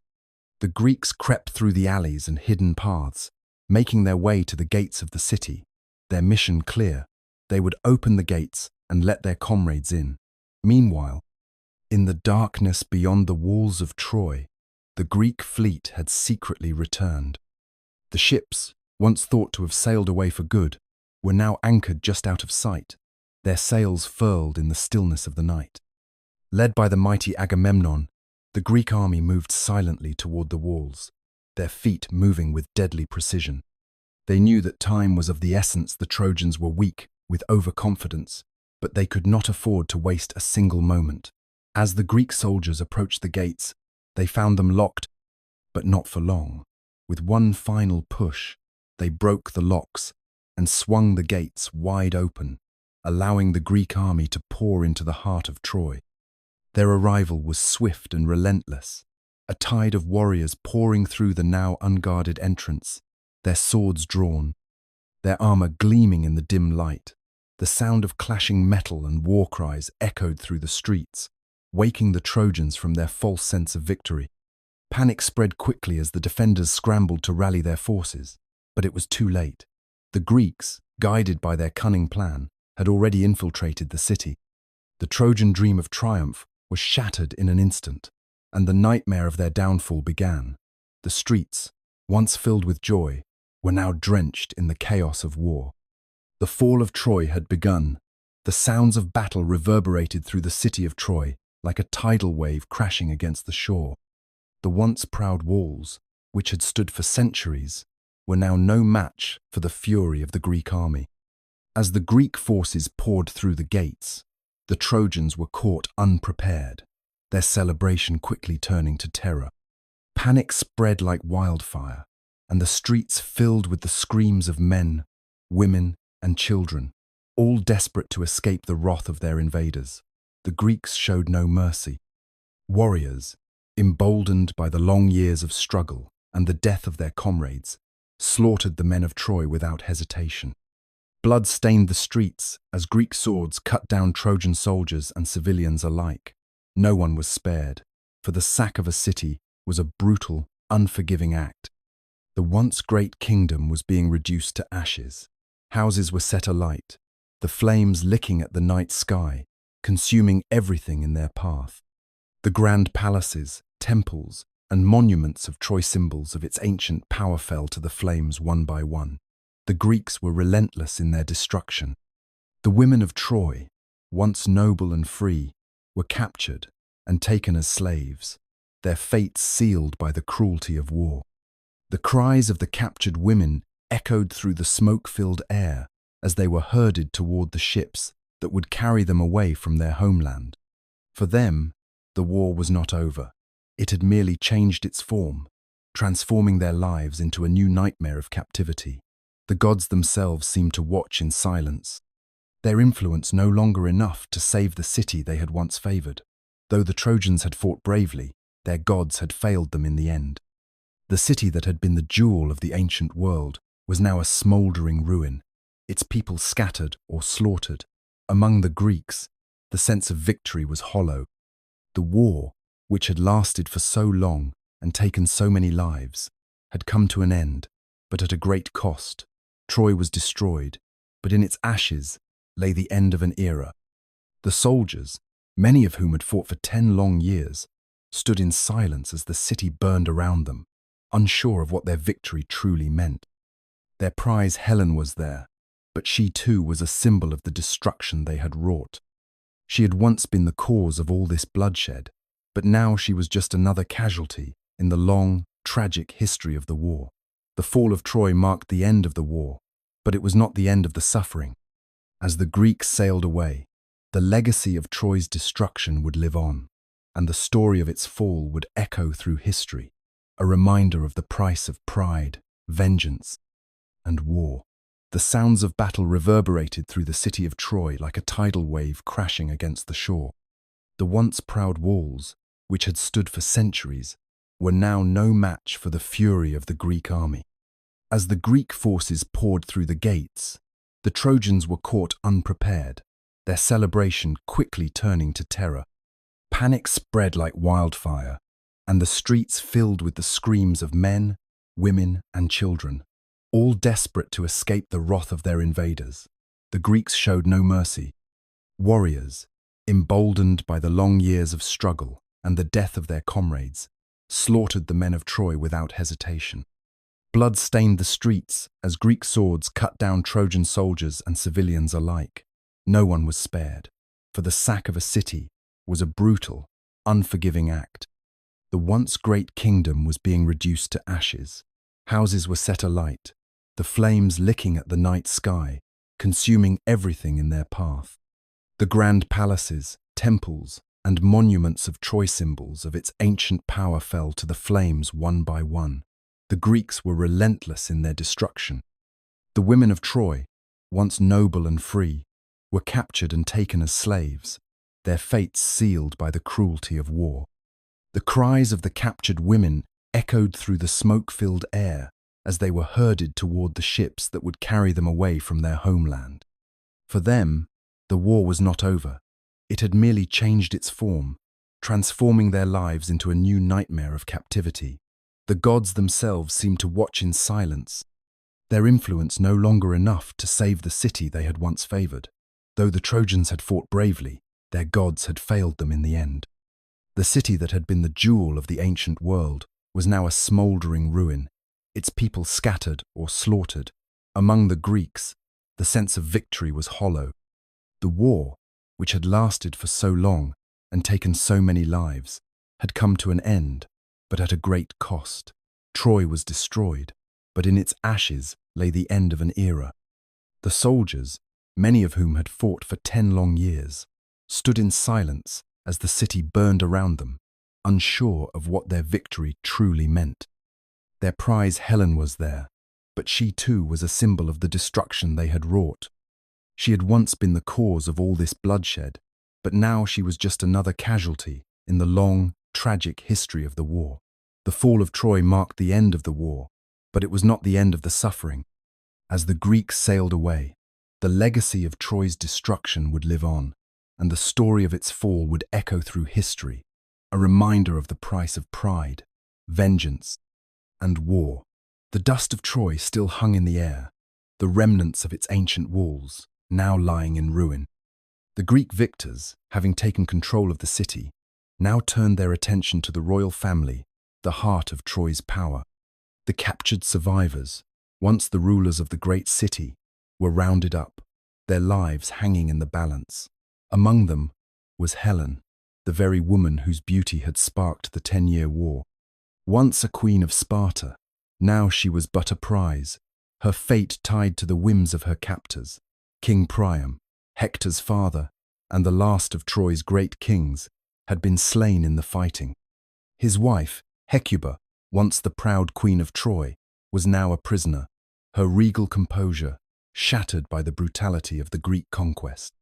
Along with them, their daughters, the princesses of Troy, were seized. The royal family, brought to their knees by the very people they had once regarded as invaders, now stood in the dust, stripped of their titles, their dignity, and their future. The Greek leaders gathered, their war council convening amidst the wreckage of Troy. Menelaus, the king of Sparta and Helen's husband, stood at the forefront, his eyes fixed on the woman who had once been his wife. His anger was tempered with a coldness that betrayed the years of conflict he had endured. He had the right to decide her fate, yet there was no satisfaction in doing so. Helen was but one piece in the wreckage of a city, a symbol of a war that had cost so much. The fate of the royal family was not so easily decided. Hecuba, who had once been a queen, now begged for the lives of her daughters. Her pleas fell on deaf ears as the Greek leaders debated their fates. Some, like Odysseus, favored execution, seeing the royal family as symbols of Troy's defiance and its resilience. Others, however, pushed for mercy, knowing that the destruction of the city and the loss of Hector's greatest warrior had already paid the blood price. Helen, torn between the role she had played in Troy's downfall and the grim reality of her situation, stood silent, her once beautiful face now a mask of resignation. She had once been the queen of Sparta, adored and cherished, but now she was a prisoner, her beauty, a curse that had drawn the Greeks to Troy. But now it meant nothing in the face of such ruin. The decision was ultimately made. The royal family would be taken aboard the Greek ships as slaves, their lives spared only by the hope that they could be ransomed or traded for the wealth of Troy's enemies. Helen, though spared death, was to be returned to Menelaus, her future uncertain, her past a source of unhealed wounds. For the Trojans, there was no honor left to reclaim, only the bitter reality of their fall. The royal family, once powerful and proud, was reduced to a sad reminder of the city's glorious past. Helen stood before Menelaus, her hands bound, her eyes cast downward. The air around them was thick with the weight of the war's conclusion, the silence between them heavy with the years of pain, betrayal, and bloodshed. Her once lavish robes were now tattered and stained, a stark contrast to the royal garments she had worn when she first left Sparta. Her beauty, the spark that had ignited this 10-year war, seemed almost irrelevant now. The walls of Troy were rubble, the city was no more, and the Greek victors were beginning to turn their eyes toward home. Yet Helen, the cause of it all, remained, standing in the ruins of her past. Menelaus regarded her coldly. He had every right to bring down the full force of his anger upon her, to end the torment she had brought upon him and the people of Greece. She had run away with Paris, abandoning their marriage, and in doing so had set off a chain of events that had led to the destruction of Troy and the loss of countless lives. His eyes, hardened by years of conflict, were now fixed on the woman who had been both a symbol of beauty and a source of immense suffering. For a long moment, neither spoke. Helen had been through too much to offer any words of apology, and Menelaus, despite his seething rage, was uncertain of what to say. There had been a time when she had been his queen, the woman he had once loved. The years of suffering and war had changed him, and he was no longer the man who had once welcomed her into his arms. The glory of revenge no longer seemed to matter as much as the silence that surrounded them. Finally, Menelaus broke the stillness, his voice quieter than she had expected. "Do you regret it?" he asked, his tone sharp, but lacking the fury that might have come with such a question. His eyes searched her face, looking for any sign of remorse, any indication that the woman who had once been his love still existed in the wreckage of Troy. Helen met his gaze, but her eyes revealed nothing. She had no easy answers for him, no simple regrets that could undo the chaos she had caused. Her thoughts, tangled and heavy, settled on the years that had slipped away, the choices that had led her to this moment. She had been a pawn in the hands of the gods, a victim of her own desires, and a traitor to her own people. But she had survived, and now, with Troy fallen, the end of the war, and her fate sealed, she could no longer hide behind the veil of excuses. After what felt like an eternity, Menelaus made his decision. He turned away, signaling the guards to release her. "Come," he said, his voice softer than before, almost as if the fury had drained from him completely. "Let's go home." With those words, Helen was led back to the ships, her future now tied to Sparta once more. Though she was spared death, she knew the consequences of her actions would never truly be over. The war was ended, but the ghosts of Troy, of Paris, and of all she had lost, would follow her back to the shores of Greece. The Greeks, weary from the long war, set sail from the charred remains of Troy, their ships laden with treasures and the spoils of their hard-earned victory. But their journey home, so eagerly anticipated, was fraught with challenges that would test their strength, resolve, and very survival. The gods, fickle as always, watched with amusement as the heroes of Greece, once bound by oaths of vengeance and glory, now struggled with the consequences of their actions. Odysseus, wise and cunning, faced the most arduous of paths. His journey, destined to last 10 long years, was marked by storms, shipwrecks, and encounters with mythical creatures. The hero who had devised the plan of the Trojan horse found himself ensnared by the very gods he had angered. Poseidon, enraged by the blinding of his son, the Cyclops Polyphemus, set violent seas in motion, casting Odysseus adrift. Each new challenge, whether it was the seductive song of the sirens or the perilous passage between Scylla and Charybdis only, prolonged his voyage. Yet Odysseus's wit and willpower carried him through, even when his men, weary and despairing, questioned whether they would ever see home again. Agamemnon, victorious in battle, faced a different kind of fate. While the gods had granted him victory, they had not forgotten his arrogance. He had claimed the spoils of Troy with little care for the consequences. His return to Mycenae was marked by a tragic irony. Clytemnestra, his wife, waited with vengeance in her heart, having never forgiven him for the sacrifice of their daughter, Iphigenia. Upon Agamemnon's return, she lured him into a trap, and with the help of her lover Aegisthus, she struck him down in the very home he had fought to reclaim. The hero, who had led the Greeks to victory, would not return as the triumphant king he had envisioned, but as a broken, betrayed man. Menelaus, too, faced a difficult journey. Though his wife Helen had been returned to him, the scars of the war lingered in his heart. His return to Sparta was delayed by the whims of the gods. He was forced to wander the seas, held captive by the gods' desires for retribution. Finally, after many trials, he was granted passage home, but even then, his peace was uneasy. Menelaus's return did not mark the end of his trials, as he was haunted by the choices he had made and the costs of his triumph. He too would come to understand that the war he had won had not given him the satisfaction he had once craved. Each hero, though victorious in their own right, returned to a home different from the one they had left. The spoils of war were hollow, and the gods watched from above as the Greeks, who had fought so fiercely, found themselves once again at the mercy of fate, their journey home far from over.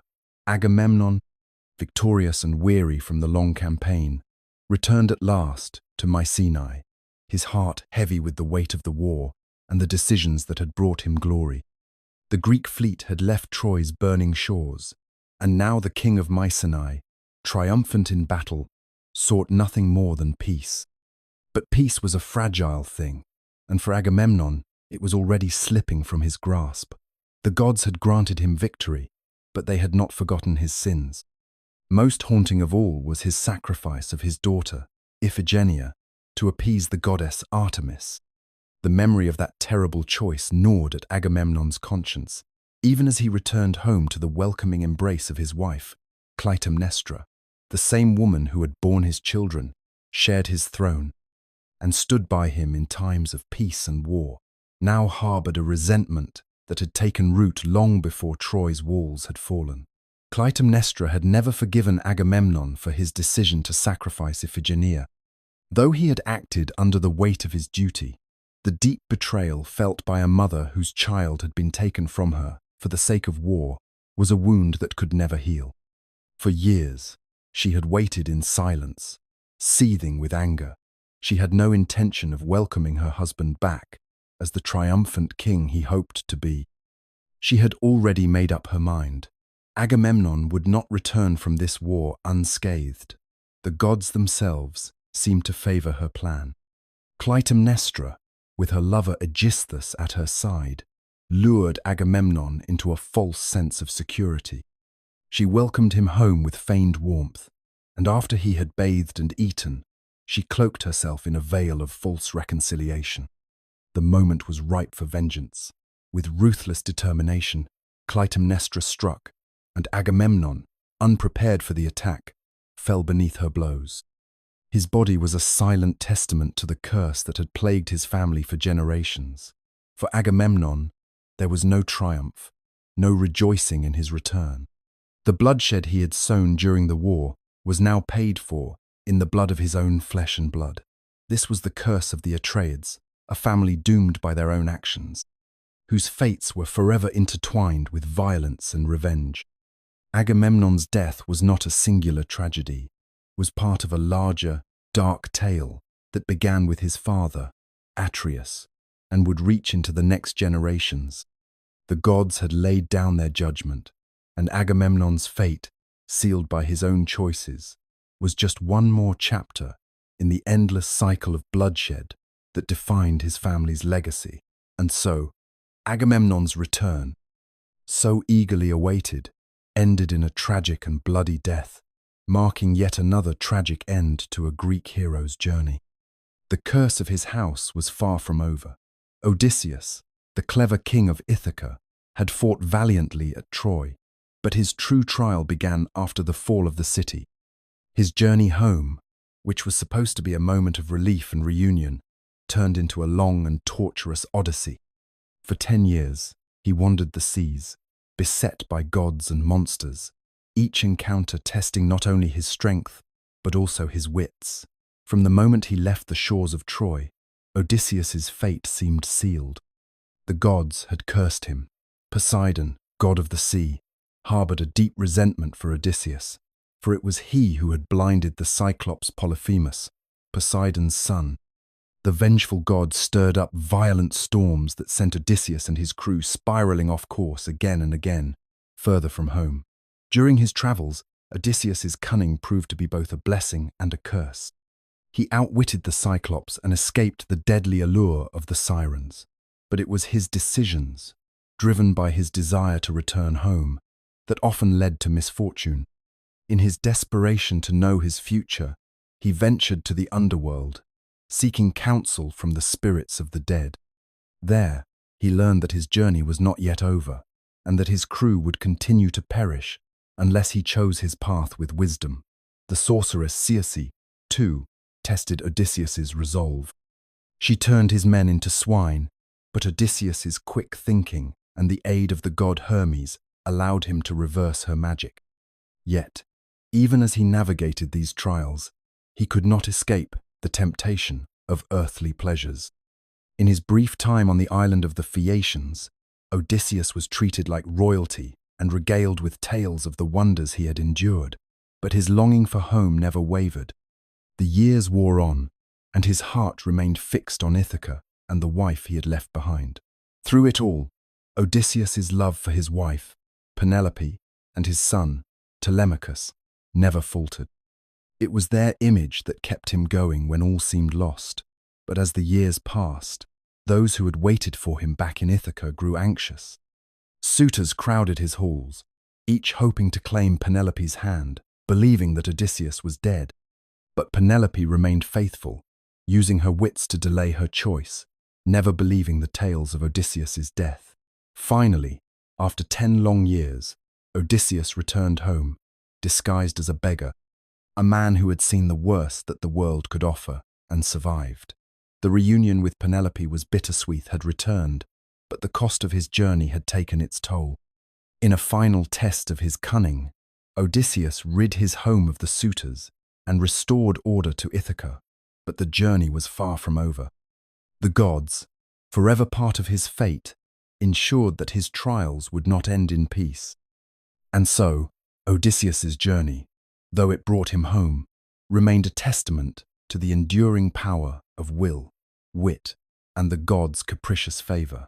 As the city of Troy burned, the once proud civilization crumbled to dust under the weight of Greek fury. The walls that had withstood a decade of siege now lay in ruins, and the surviving Trojans fled into the night, their hopes shattered, their future uncertain. Among the leaders who survived the fall was Aeneas, a Trojan prince, whose destiny was intertwined with the gods themselves. His escape from the fiery ruins of Troy would set him on a journey that would eventually lay the foundation for a new empire, one that would rise from the ashes of Troy's destruction. Aeneas's escape was no simple flight. Guided by the will of the gods, he carried with him not only the remnants of Troy's future, but also the sacred duty to find a new home for his people. As he fled the flames, Aeneas took his father Anchises on his back, carrying the symbol of his family's legacy, while his son Ascanius clung to his side. The gods, particularly Apollo, had foretold of this journey, a journey that would span seas and lands, bring him into conflict with kings and gods alike, but ultimately lead to the founding of Rome. The first stage of their journey took them to the shores of Thrace, where Aeneas was reminded of the heavy cost of war. There, in the soil, the ghost of Polydorus, a fallen Trojan, pleaded with him to leave the cursed land. With great sorrow, Aeneas and his followers departed, knowing that their quest for a new home would be fraught with hardship. From Thrace, they sailed to the island of Delos, where the oracle of Apollo foretold that Aeneas must seek the land of his ancestors, a place where his people could prosper. Encouraged by this divine message, Aeneas and his people set sail for Italy, unaware of the trials that awaited them. Their journey was long and perilous. They encountered monstrous creatures and hostile forces, yet Aeneas remained resolute in his mission. Their next stop was Carthage, where the queen, Dido, welcomed them with open arms.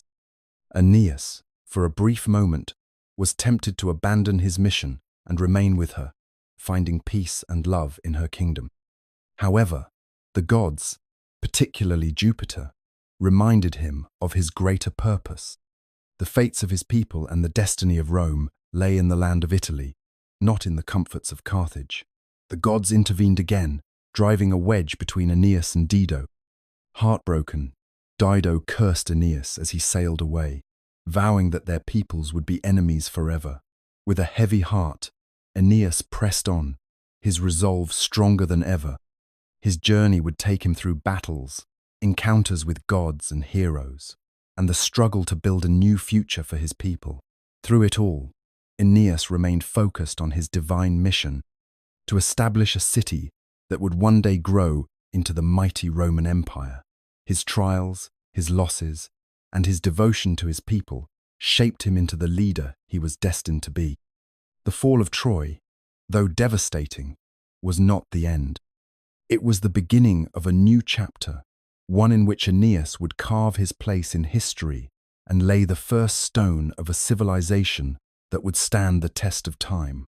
The death of Neoptolemus, the son of Achilles, came in a moment of tragic irony. Though his father had been the greatest of all Greek warriors, it was his son who would find no glory on the battlefield. Neoptolemus, having played a crucial role in the fall of Troy, was one of the last of the Greek heroes to leave the ravaged city. However, his fate would not be one of peace or honor. It would be marked by the same bloodshed that had defined the Trojan War.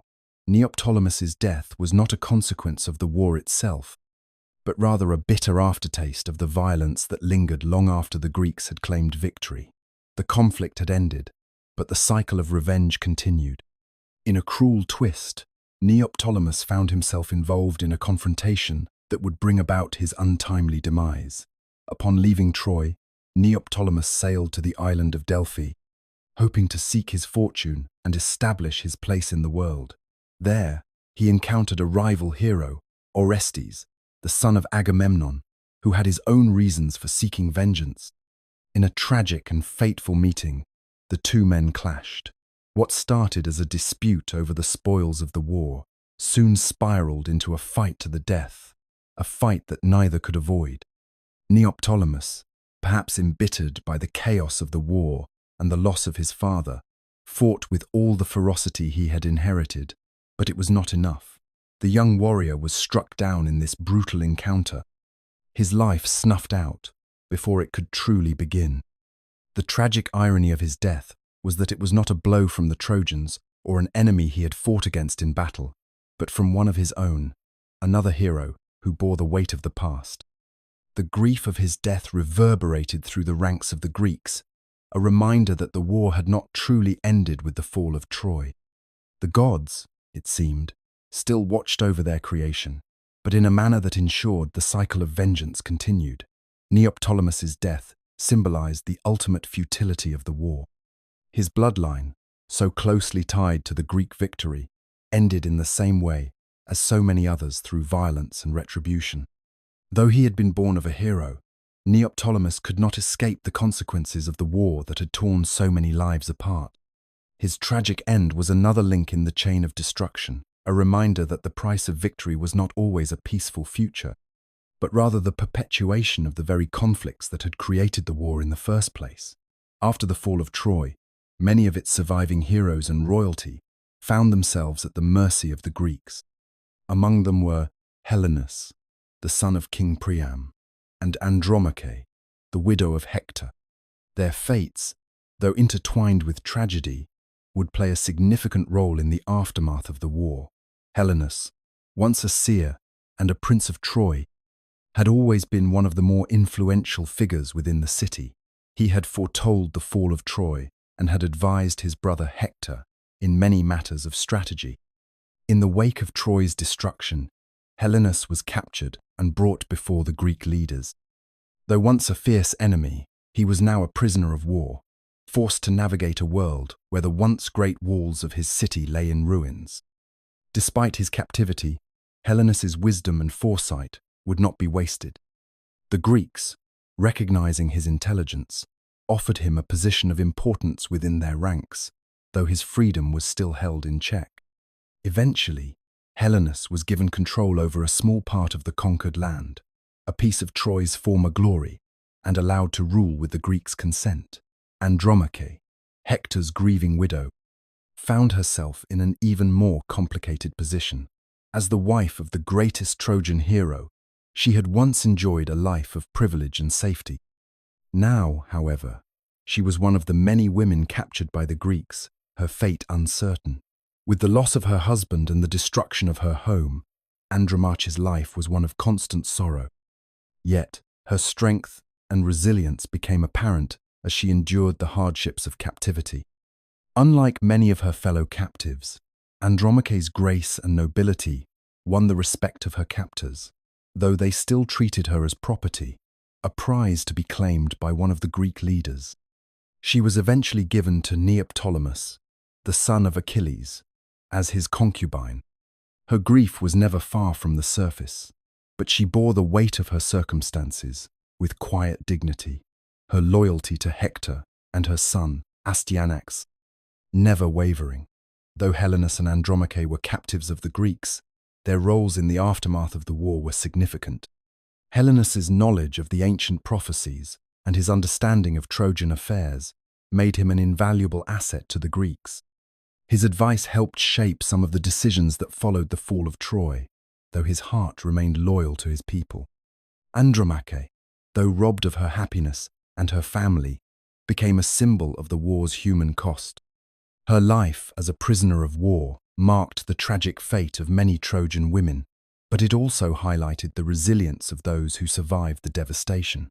In their own way, both Helenus and Andromache became key figures in the aftermath of the Trojan War, carrying with them the weight of a destroyed city and the memories of their lost loved ones. While they could not change the course of history, they helped shape the lives of those who came after them, becoming poignant reminders of the cost of war. The fall of Troy did not end with the victory of the Greeks. For the women of the city, it marked the beginning of a new, even more harrowing chapter.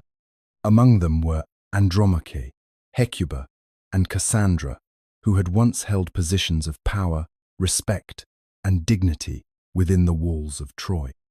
Now, as captives, they faced a future shaped by the brutal whims of their conquerors. Hecuba, the queen of Troy, was among the first to feel the crushing blow of defeat. Once the proud mother of many children, her world crumbled as her city was reduced to ashes. Her beloved husband Priam was slain, and her sons, including Hector, lay dead on the battlefield.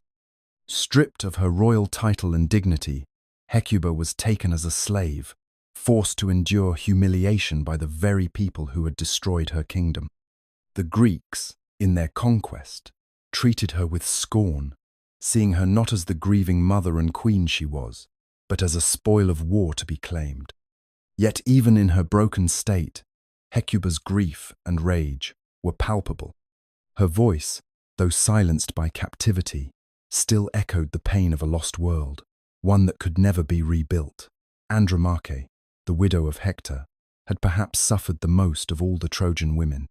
She had already lost her husband, the greatest warrior Troy had known, and now she was to be thrust into a life of enslavement. Her son, Astyanax, who had been the last hope of Troy, was cruelly murdered by the Greeks, thrown from the city walls to ensure that no heir would remain to challenge their victory. Andromache's fate was sealed when she was given as a concubine to Neoptolemus, the son of Achilles. The grief she felt was unimaginable. her heart broken into pieces by the loss of her husband, son, and now her freedom. Yet, she bore her misery with quiet resilience, the mark of a woman who, though destroyed by the world around her, still clung to the memories of her past life. Cassandra, the daughter of Priam and Hecuba, had always been blessed with the gift of prophecy, but it was a curse she could never escape. She had foreseen the fall of Troy, the death of her family, and the Greek betrayal, but no one had listened to her. When the city fell, she was taken by Agamemnon, who, despite knowing her prophetic gifts, treated her as nothing more than a prize to be claimed. Her sanity, long shaken by the horrors she had foreseen, was further shattered by the trauma of being captured. Though she continued to utter her prophecies, no one heeded her words. The tragedy of Cassandra lay not only in her captivity, but in her powerlessness to change the course of fate, even as she saw the future with unbearable clarity. The suffering of these women symbolized the fate of all the Trojans, and their stories would haunt the victors for years to come. Their lives, filled with loss, sorrow, and tragedy, embodied the human cost of war. As they endured the horrors of captivity, the women of Troy became living reminders of a civilization destroyed, their futures forever marked by the bloodshed and betrayal that had ripped their world apart. As the dust settled over the ruins of Troy and the cries of the fallen faded into the silent aftermath, the gods above the mortal world turned their gaze to the chaos they had orchestrated. Their hands had shaped the course of the war, their whims had dictated the fates of heroes, and yet, even they could not escape the weight of the destruction that had followed. Zeus, who had watched the war unfold with a complex mixture of detachment and interest, reflected on the cost of divine interference. The gods had taken sides, each with their own motives and agendas. Yet in doing so, they had not only shaped the destinies of the mortals below, but had also entangled themselves in their affairs more than ever before. What was once a contest of will and honor had become, for many of the gods, a game of pride and revenge, and the war had left them fractured, each carrying their own burden of responsibility for the carnage that had ensued. For Hera, the queen of the gods, the Trojan War was a bitter reminder of her unyielding desire for power and dominance. Her rage over the judgment of Paris had driven her to take sides, and yet, with Troy now reduced to ashes, she could not help but feel a hollow victory. The war had given her the satisfaction of seeing her enemies fall, but the destruction of an entire civilization left her questioning the cost of her involvement. What had been won in the end? Pride? Power? These victories felt empty now, tainted by the ruin they had left in their wake. Aphrodite, the goddess of love, had been equally swept up in the tide of the war, driven by her own passions and the promise she had made to Paris. In the heat of battle, love had guided her actions, but now, with the war over and her beloved city of Troy lying in ruins, she was left to wonder if love, in its purest form, could ever justify the bloodshed. Her own influence had brought about the fall of an entire kingdom, and she felt a pang of regret. Love had been her weapon, but in the end, it had become the very force that had led to the destruction of those it sought to protect. For Apollo, the god who had defended Troy, the aftermath was a cruel paradox. He had fought fiercely for his people, guiding them with his power and his bow, but now he watched as his city crumbled, knowing that his devotion to his own honor and his family's fate had brought only devastation. The Trojans were gone, their once great city reduced to rubble, and Apollo was left alone in the ruins, a god who had seen his efforts end in failure. Was it all worth it? Could any of the gods truly justify their actions in this war? Or had they all been driven by vanity and pride, their fates bound together by the very forces they could not control? As the gods reflected on the consequences of their interference, they were left to contemplate not just the outcome of the Trojan War, but their own roles in shaping the world. The mortals had fought for honor, for love, and for vengeance, but the gods had fought for something far more elusive, their own sense of purpose. And in the end, even they, could not escape the chaos they had set into motion. The fall of Troy had brought an end to the long, bitter struggle, but the Greek states, now victorious, faced the enormous task of rebuilding a world that had been ravaged by nearly a decade of war. The cities that had once flourished in peace were left in ruins, their people scarred and weary from the years of bloodshed. The war had changed everything. Social, economic, and political landscapes had been irrevocably altered, and the Greeks were left to grapple with the consequences of their triumph. Politically, the once unified alliance of Greek kings began to fracture. The bonds forged in the fires of war now felt strained. Agamemnon, the leader of the Greek coalition, returned to Mycenae as a hero, but his rule was soon overshadowed by the consequences of his actions, particularly his sacrifice of his daughter Iphigenia. His kingdom, already rife with internal strife, was soon plunged into further turmoil as his enemies closed in. His death at the hands of his wife, Clytemnestra, marked the beginning of a new era of violence and bloodshed within his family, as the curse of the Atreides continued to haunt them. Elsewhere in the Greek world, the cost of war weighed heavily on the survivors. Cities struggled to rebuild, their resources depleted by years of conflict. The once thriving trade routes that had sustained Greek economies now lay in ruins, and many merchants found themselves without the means to ply their trade. Agriculture, too, had suffered. Fields that had been scorched during the war's many sieges now lay barren, unable to provide for the population. Socially, the war left deep scars. The Greek soldiers who had returned home carried the trauma of war with them, unable to forget the horrors they had witnessed. The families of the fallen grieved, and the widows of the soldiers were left to pick up the pieces of their shattered lives. The old ways of life that had existed before the war seemed distant, as the survivors of Troy and the Greek soldiers, now hardened by battle, found it difficult to reintegrate into the society they had once known. The war had also created a generation of orphans and displaced people, as both Trojans and Greeks had lost loved ones, homes, and livelihoods. Many who had survived were left wandering, seeking refuge wherever they could find it. For the women of Troy, their fate was even more tragic, as they were taken as slaves or forced into marriages with their conquerors. And yet, for all the grief and suffering, there was also a sense of weary resignation among the Greeks. Though the war had ended, they knew that its consequences would echo through the generations to come. In the end, the Greek world was irrevocably changed. The heroes of the Trojan War, once celebrated for their deeds, now found themselves facing the consequences of their actions. The glory of victory had come at a steep cost, and as the dust of battle settled, the Greeks were left to wonder, had the war been worth it? And in the silence that followed, the scars of Troy would continue to haunt them all. The legacy of Troy lived on long after the dust had settled and the final cries of war had faded. Though the city itself lay in ruins, the memory of its fall became woven into the fabric of both Greek and Trojan history. For the Greeks, the Trojan War was not merely a brutal conflict. It was a story of heroism, fate, and divine intervention, shaping the way they understood their place in the world. The Greek poets and storytellers turned the war into a foundation for their myths, elevating the warriors who fought there into the realm of gods and legends. Achilles, Hector, Odysseus, names that became synonymous with strength, courage, and tragedy. The tales of their exploits, their defeats, and their victories were passed down through generations, growing in mythological grandeur with each retelling.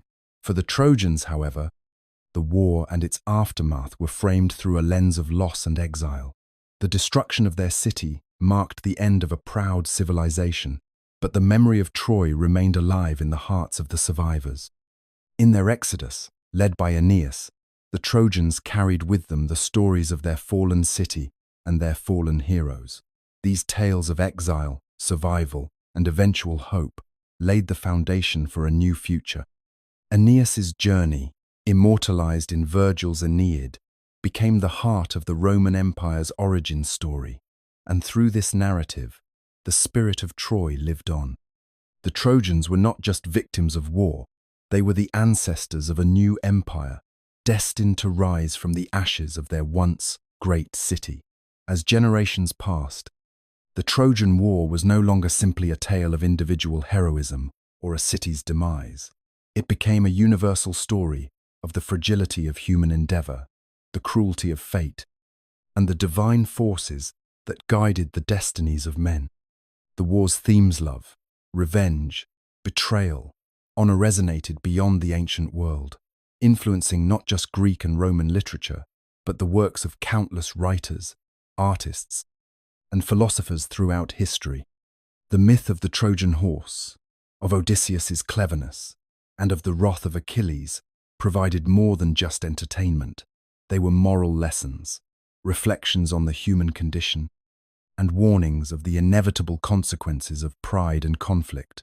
Even the ruins of Troy, which had once seemed a symbol of the city's defeat, became a place of pilgrimage and reverence, inspiring those who visited its broken walls to remember the great city that once stood as the heart of a proud civilization.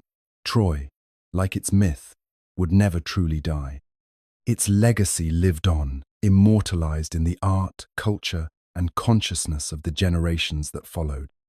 And as long as the stories were told, the spirit of Troy endured, echoing across the centuries as a reminder of the cost of war, the strength of perseverance, and the power of myth.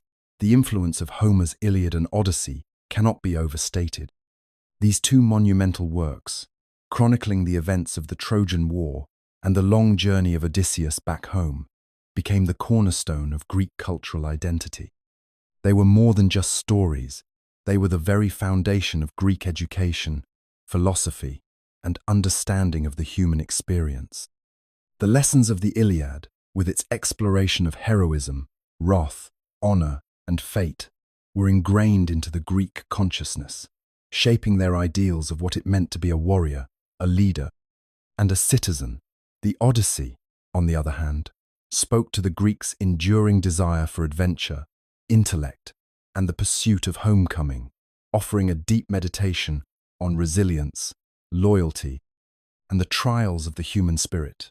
In these epics, Homer not only recorded the deeds of gods and men, but also wove timeless themes into the fabric of society. The wrath of Achilles, so central to the Iliad, became emblematic of the destructive power of unchecked emotions, while the wisdom and wit of Odysseus, seen throughout the Odyssey, came to represent the strength of intellect and perseverance. The gods, who played such an active role in the lives of mortals, embodied the unpredictable forces of fate, teaching the Greeks the importance of humility and the recognition that no one, not even a hero, could escape the will of the divine. The Iliad and Odyssey also provided a window into the complexities of human relationships. The love between Hector and Andromache, the bond between Achilles and Patroclus, and the struggles of Odysseus to return to his wife Penelope, all touched upon universal themes of love, loyalty, loss, and longing. These human experiences resonated with both Greeks and Trojans, transcending time and place. They offered a mirror to the emotions and trials of every individual, regardless of their role in the story or their position in society. Beyond personal lessons, the epics also imparted profound moral and philosophical reflections. The Greeks looked to Homer's works to understand their own identity and purpose. The Iliad, in particular, raised questions about the nature of glory, the value of life, and the inevitability of death. It explored the tension between personal desire and the demands of duty, urging the Greeks to examine their own motives and actions. The Odyssey, with its focus on journey and return, invited reflection on the nature of home, the longing for belonging, and the constant search for meaning in a chaotic world. Through their enduring power, the Iliad and Odyssey shaped not only Greek thought, but also influenced the course of Western literature and philosophy for centuries. Their themes reverberated across cultures and generations, providing guidance, inspiration, and reflection on the human condition that continues to resonate with readers today. The role of women in the Trojan War, though often overshadowed by the heroic deeds of men, is undeniably significant and complex. Figures like Helen, Andromache, and Cassandra, each in their own way, shape the course of events and the fate of the war. Their lives and struggles reflect the profound impact that war has on women, both as individuals and as symbols of the broader suffering caused by conflict. Helen, whose abduction by Paris sparks the war, remains one of the most enigmatic figures in the story. Often portrayed as a catalyst for the destruction of Troy, she is both victim and instigator. Her beauty, the object of desire for many, leads to countless deaths and the downfall of an entire city. Yet, throughout the Iliad and the legends that follow, Helen's inner turmoil becomes apparent. She is a woman caught between two worlds, torn between her love for Paris and the guilt she feels for the destruction her actions have caused. Despite her central role, Helen's voice is often muted, with her fate largely decided by the men around her. Her story highlights the often exploitative nature of women's roles in war, where they are treated as prizes, objects of desire, or bargaining chips, rather than active agents in the narrative. Andromache, the wife of Hector, embodies the personal cost of war. Her grief at the thought of losing Hector, her sole protector and the pillar of her world, resonates deeply within the Iliad. When Hector dies at the hands of Achilles, Andromache's despair is palpable. She loses not only her husband, but the future she had hoped to build with him. Her eventual fate as a captive woman underscores the reality of women's lives in the aftermath of war. They are left behind, forced to navigate a world that has been shattered by the violence of men. Andromache's story is a poignant reminder of the human cost of war, with women left to pick up the pieces of their shattered lives. Cassandra, the prophetess cursed to speak the truth yet never be believed, provides another tragic example of the fate of women in times of war. Her warnings of Troy's doom fall on deaf ears, and she is rejected by her own people. The curse that makes her voice unheard serves as a metaphor for the silencing of women's experiences and emotions in a patriarchal society. Even when she speaks the truth, her words are disregarded, and she becomes another casualty of war, a symbol of the often ignored suffering of women during times of conflict. Her fate after the fall of Troy, as a concubine to Agamemnon, reflects the broader reality for women in the aftermath of war reduced to trophies or victims of violence. Their voices lost in the chaos. The stories of Helen, Andromache, and Cassandra are just a few of the many examples that show how war deeply affects women. Their experiences reflect the ways in which women have often been marginalized, objectified, and silenced in wartime narratives.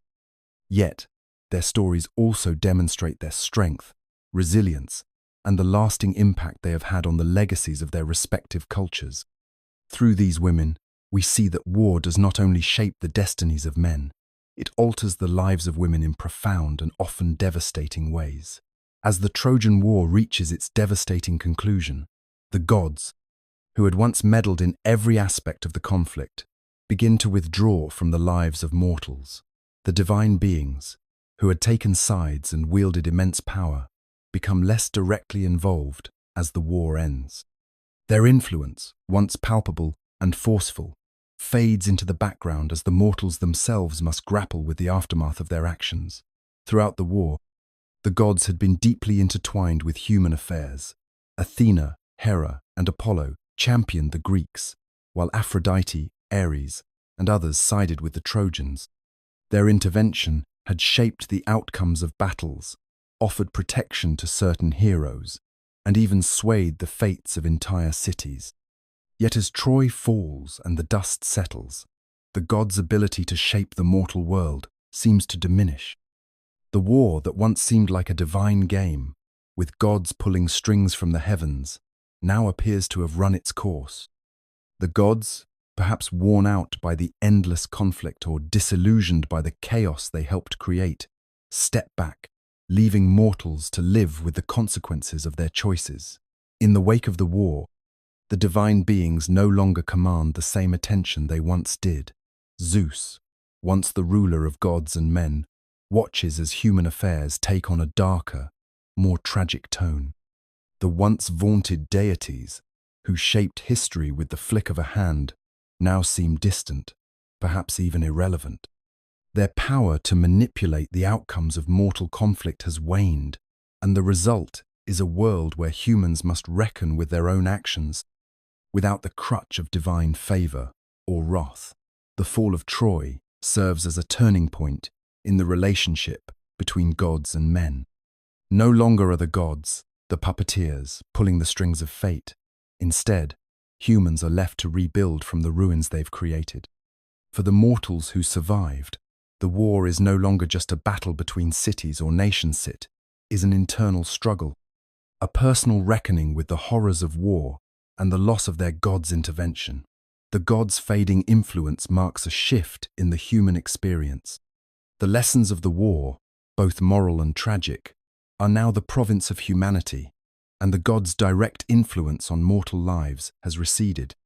With the destruction of Troy, it seems that the divine will, which had once shaped the lives of so many, has been extinguished, leaving behind only the memories of the gods' involvement and the consequences of their actions. The end of the Trojan War is not just the end of a conflict between two cities, but the end of an era where gods and mortals coexisted in a symbiotic, albeit often destructive, relationship. As the mortals return to their lives, they must do so without the active presence of the divine, now left to wonder whether their fate lies in their hands or in the hands of the gods who once controlled their every move. Achilles, the greatest of the Greek heroes, remains a towering figure long after the dust of Troy has settled. His wrath, his unmatched skill in battle, and his tragic fate shape the legends that endure through the ages. Despite his death at the hands of Paris, guided by Apollo, his legacy transcends the violence of the war. Achilles is immortalized not only for his incredible feats on the battlefield, but also for the personal sacrifices he made. His anger, his refusal to fight for much of the war, and the return to battle after the death of Patroclus, all contribute to the enduring myth that shapes Greek and Trojan narratives alike. Achilles' story is more than just that of a warrior. It is the tale of a man whose emotions, especially his grief and rage, defined his actions. His return to the battlefield, after the loss of Patroclus, becomes a moment of catharsis for him and the Greeks. It was this same anger that led to Hector's death and the brutal treatment of his body. Yet, in Achilles' final days, we also see a hero who is capable of reflection, of feeling sorrow. His poignant moment of respect for Hector's body, when Priam comes to ransom it, reveals a side of him that is rarely visible amidst the bloodshed. Even in death, Achilles continues to be a figure who haunts the Greeks and Trojans alike. For the Greeks, his name is synonymous with glory and valor. His actions, heroic and flawed as they were, set a standard for future warriors. His story becomes the ideal that every Greek warrior aspires to, though they may never reach his level of strength or skill. His death marks the end of an era of invincibility, but his presence lingers through the soldiers who continue to chant his name on the battlefields of the future. For the Trojans, Achilles represents the greatest threat they ever faced. Even in death, his shadow looms large, for he was the one warrior who could not be matched by any of their greatest champions. Hector, who died at his hands, was their most revered hero, and his loss in combat to Achilles was devastating for Troy. Achilles' legacy, thus, becomes a symbol of not only Greek strength but also the futility of resisting fate. The memory of Achilles is passed down through song and story, sung by poets and memorialized in the hearts of both Greeks and Trojans. His name continues to evoke awe, admiration, and even fear. As long as the stories of Troy are told, Achilles' spirit will never fade. His legacy is not just in the battles he fought, but in the way he embodied the ideals and the tragedy of war. He is remembered as a hero who was as much a victim of his own passions as he was a conqueror.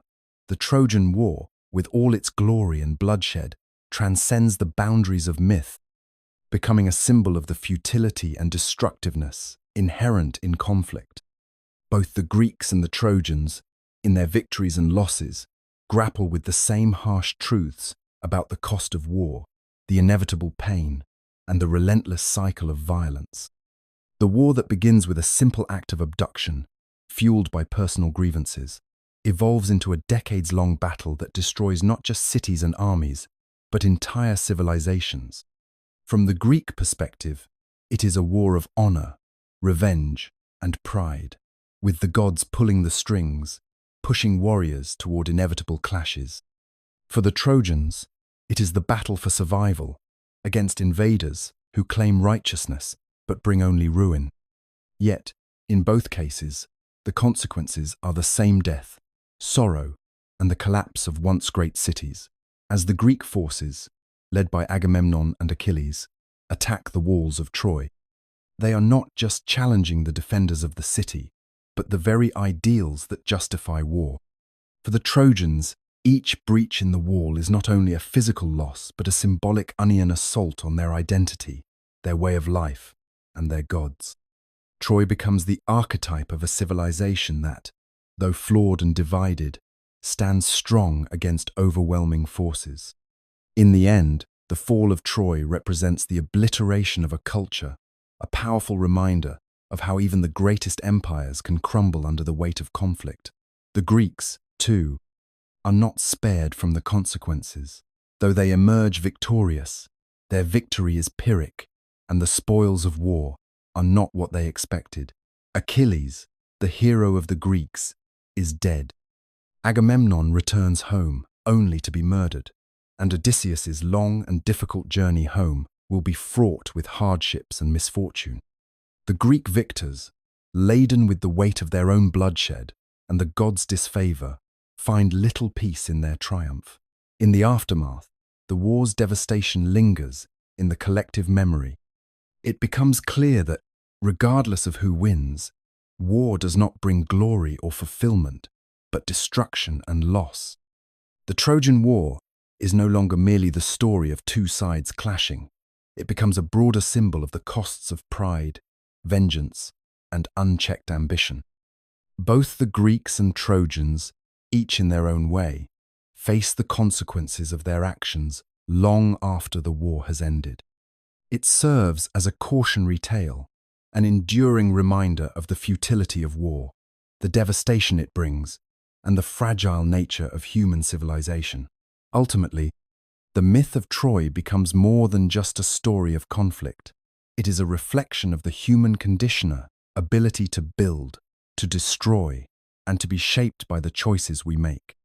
The war's impact reverberates across time, echoing in the hearts of future generations who would fight similar battles, albeit in different guises, throughout history. After the fall of Troy, Aeneas, the son of Priam and a Trojan hero, leads the survivors of the war on a long and arduous journey to find a new homeland. Forced to abandon the city of their ancestors, the Trojans wander the seas, seeking refuge from the destruction and loss they have suffered. Aeneas, burdened with the fate of his people, is not only tasked with surviving, but also with ensuring that Troy's legacy will live on. Guided by the gods, particularly his mother, Venus, Aeneas embarks on a journey that will take him to the shores of Italy. Along the way, he faces many trials, from temptations that seek to sway him from his path to fierce battles with foreign kings. Yet, through it all, he remains resolute in his mission to found a new city, a place where the legacy of Troy can be reborn. When the Trojans finally arrive in Italy, they are met with resistance. Local rulers, including King Latinus, are wary of the foreign newcomers, and war seems inevitable. Yet, Aeneas, guided by fate and the will of the gods, triumphs in battle, securing a place for the Trojans. The city of Lavinium is founded, marking the rebirth of Troy in a new land. Aeneas's lineage is established, and from this humble beginning, the future Roman Empire will eventually rise, carrying with it the bloodline of the fallen city. The gods bless this new settlement, and the myth of Troy's rebirth becomes intertwined with the foundation of Rome. Aeneas's journey, as told in Virgil's Aeneid, is more than just a personal tale of survival and triumph.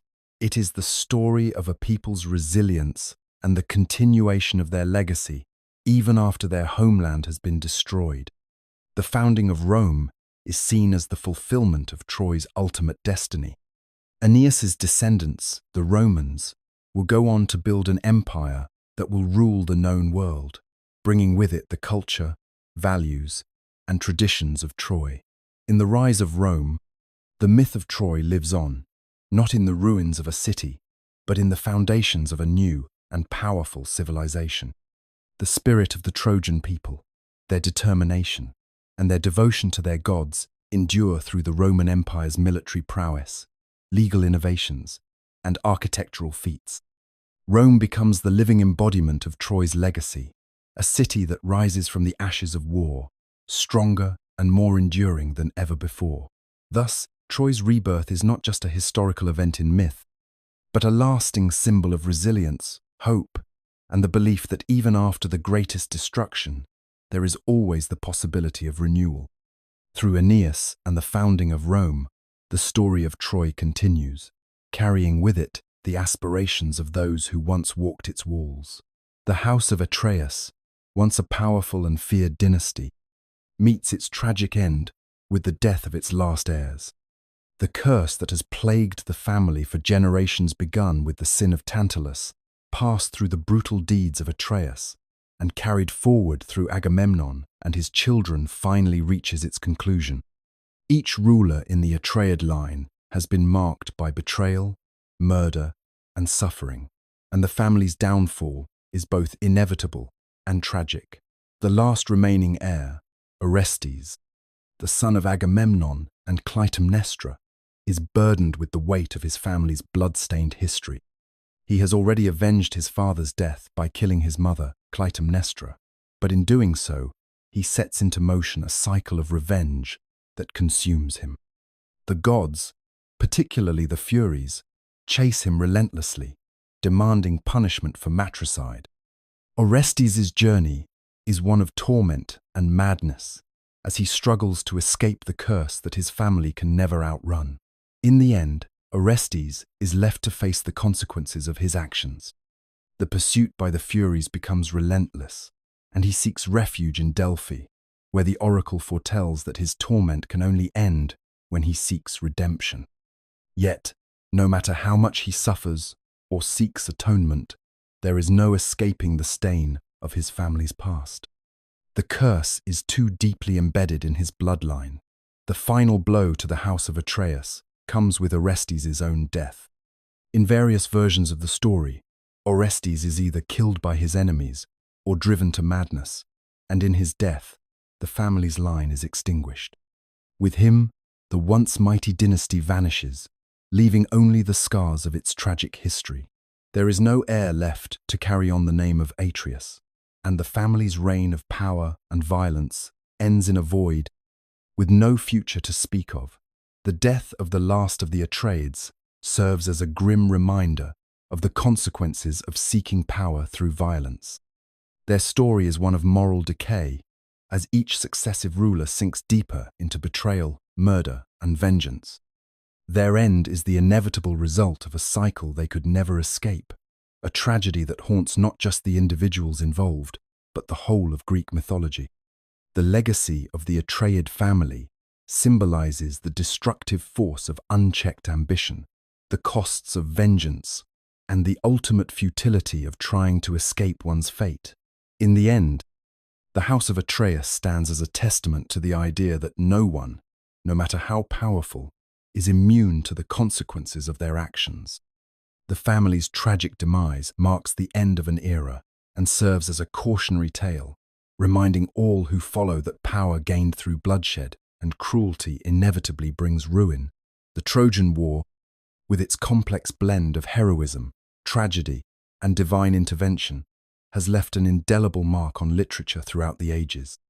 From Homer's epic Iliad to Virgil's Aeneid, the war and its aftermath have been explored in countless works that continue to resonate with audiences today.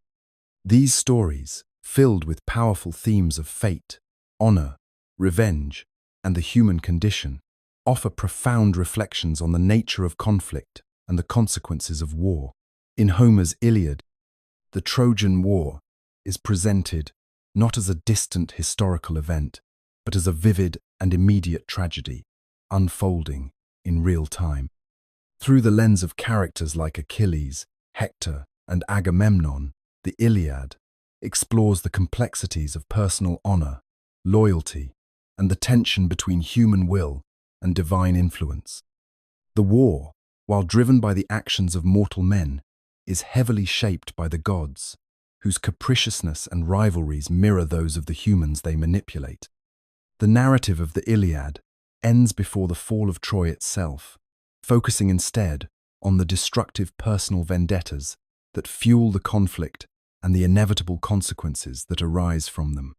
The concept of fate is ever present in the epic, as each hero is bound by forces beyond their control, yet they strive to define their own legacies within the confines of prophecy and divine will.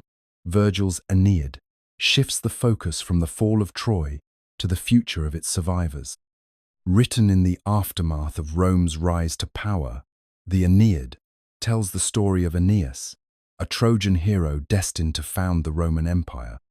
Aeneas's journey is marked by sacrifice and suffering as he carries the weight of Troy's legacy. The war and its aftermath shape his fate, and his actions, though noble, are constantly overshadowed by the sacrifices he must make for the greater good. In Virgil's telling, the themes of duty and destiny overshadow personal desire. Aeneas is not merely a hero seeking glory, but a figure driven by a sense of responsibility to his people and his future.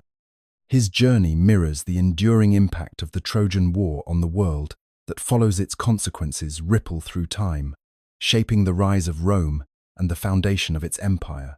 Throughout literature, the Trojan War's themes of honor and revenge persist. The warrior's pursuit of vengeance, whether it be Achilles' rage at Hector's death or Aeneas's quest for a new homeland, reflects humanity's ongoing struggle with the consequences of past actions. The war's devastating cost is undeniable, and its exploration in literature serves as a reminder that the pursuit of honor, while noble, often leads to irreparable loss. The Trojan War's lasting impact on literature continues to shape how we understand conflict, fate, and the human spirit. Its stories offer timeless lessons, showing that the consequences of war extend far beyond the battlefield, influencing generations long after the final blow has been struck.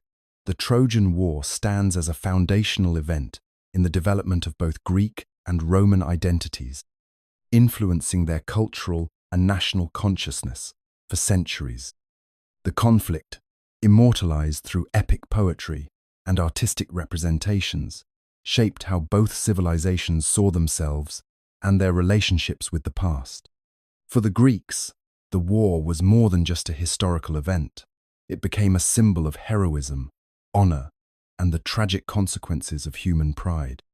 The stories of the war, particularly those captured in Homer's Iliad and Odyssey, became essential components of Greek identity, providing a shared cultural memory that transcended the individual city-states.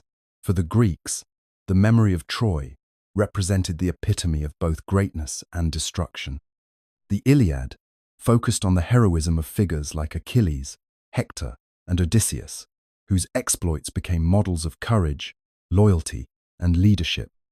These ideals, however, were always tempered by the brutal realities of war, reminding the Greeks of the cost of such pursuits. The myth of Troy shaped Greek views on fate, divine intervention, and the complexities of human nature. It offered lessons on the limitations of mortal power and the fleeting nature of glory, concepts that continue to resonate throughout Greek philosophy, drama, and thought. The Trojan War also had a profound influence on the emerging Roman identity. For the Romans, the myth of Troy was not one of defeat, but of survival and rebirth. According to Virgil's Aeneid, Aeneas, a Trojan prince, became the progenitor of the Roman people. The Trojans' escape from the burning ruins of their city and their subsequent journey to Italy symbolized the Roman ideals of resilience, duty, and destiny. The Romans saw themselves as the rightful heirs to the Trojan legacy, their civilization destined to surpass the glory of the Greeks and establish an empire that would endure for centuries. The myth of Troy thus provided the Romans with a powerful narrative of origin, connecting their imperial ambitions to the valor of the Trojans and their divine ancestors. This shared Trojan heritage, though interpreted differently by the Greeks and Romans, left a lasting imprint on their respective cultures. Greek art and literature constantly revisited the themes of the Trojan War, from the tragic losses to the heroism of the warriors. For the Romans, the memory of Troy was an essential part of their national story, providing a divine and heroic foundation for the empire they were building. Troy, in both Greek and Roman contexts, became a symbol not just of destruction, but of the potential for renewal and the creation of new worlds from the ashes of the old. In both cultures, the Trojan War's enduring legacy in literature, art, and cultural memory helped define who they were and how they viewed their place in the world. The myth of Troy became not only a shared history, but a timeless reflection on human ambition, fate, and the costs of war. The Trojan War stands as a powerful reflection of human nature, capturing the complexities of emotions, motivations, and the catastrophic consequences of actions driven by love, revenge, and pride. At its core, the war is fueled by the passions and desires of its characters, each of whom embodies a different facet of human experience. The story is not simply about the clash of armies. It is an exploration of the forces that shape human decisions and the often devastating results they bring. One of the most enduring themes of the war is love, particularly the love that sparked the conflict Helen's relationship with Paris. The abduction of Helen, or her seduction, depending on the interpretation, is a direct manifestation of the human yearning for beauty and desire. Paris's love for Helen and her subsequent role in the war shows how deeply personal emotions can have far-reaching consequences. This love, while deeply romantic, ignites a fire that consumes not only Troy, but also many lives on the Greek side. In this way, the war reflects how love, though often seen as noble and pure, can become a destructive force when coupled with obsession, jealousy, and a lack of foresight. Revenge, too, plays a crucial role in shaping the trajectory of the war. It is Hector's desire to protect his family and his city that drives him to fight fiercely against the Greek invaders. His death at the hands of Achilles, driven by Achilles' vengeful need to avenge his close friend Patroclus, exemplifies how cycles of vengeance perpetuate violence and prolong suffering. The death of Hector leads to the brutal dishonoring of his body by Achilles, further deepening the chasm of hatred and retaliation. In this way, revenge becomes a never-ending cycle, where each act of retaliation fuels the next, with no true resolution in sight. Pride, perhaps more than any other trait, lies at the heart of the conflict. The pride of both the Greek and Trojan leaders there, refusal to back down, to compromise, or to reconsider their decisions drives the war to its devastating conclusion. Achilles, the greatest of the Greek warriors, is often driven by his pride. His initial withdrawal from the battlefield, sparked by a dispute over honor and spoils, has disastrous consequences for both the Greeks and Trojans. Similarly, the Trojans' belief in their invincibility, fueled by their own pride in the walls of Troy, ultimately leads to their downfall. Their inability to consider the possibility of their own defeat blinds them to the threat the Greeks pose, leading to the tragic fall of their great city. Ultimately, the Trojan War serves as a reflection of the complexities of human nature. It reminds us of how love can lead to destructive obsession, how revenge perpetuates violence, and how pride blinds us to the larger consequences of our actions. In exploring these themes, the war becomes a timeless metaphor for the destructive tendencies inherent in human behavior and the fragility of civilization in the face of unchecked emotions. The story of the Trojan War extends far beyond the borders of ancient Greece and Troy, touching upon universal themes that resonate across cultures and centuries. Though rooted in the mythic landscapes of the ancient world, the war's significance transcends time and geography, shaping global history and mythology in ways that still echo today. The themes of fate, love, honor, revenge, and the consequences of pride are not confined to any one culture, but speak to the shared human experience. In literature, the Trojan War has become a foundational myth for countless civilizations. For the Greeks, it was an emblematic event, captured in Homer's Iliad and Odyssey, which explored the complexities of heroism, the nature of war, and the interference of the gods in mortal affairs. These epic tales not only solidified the war's place in the Greek consciousness, but also established a framework for storytelling that influenced Western literature for millennia. The war's themes of glory and loss, of human flaws and divine will, became a template for later writers, poets, and dramatists to reflect on the moral and emotional costs of conflict. Rome, too, found its roots in the Trojan narrative. The Aeneid, by Virgil, connected the fall of Troy with the rise of Rome, using the journey of Aeneas as the foundation of Roman identity. Aeneas's flight from the burning city, his battles, and eventual settlement in Italy were seen as the birth of a new civilization. Through this lens, the Trojan War was not just a tale of destruction, but also a story of resilience, rebirth, and the eventual triumph of a new order. For the Romans, the war symbolized the cyclical nature of history, where destruction leads to creation, and the fall of one great empire leads to the rise of another. Beyond the classical world, the Trojan War's influence reached other civilizations. In the Middle East, the motifs of war, fate, and the role of the gods in human lives found parallels in the epic traditions of the Mesopotamians, Persians, and later in the Islamic literary traditions. Stories of the Trojan horse and the tragic end of the city were integrated into the storytelling practices of different cultures, adapting the tale to local contexts while preserving its core messages about the futility of war and the fragility of human endeavors. Even in modern times, the Trojan War continues to resonate. The idea of a great city brought low by internal flaws and external forces serves as a powerful metaphor for the vulnerabilities of contemporary societies.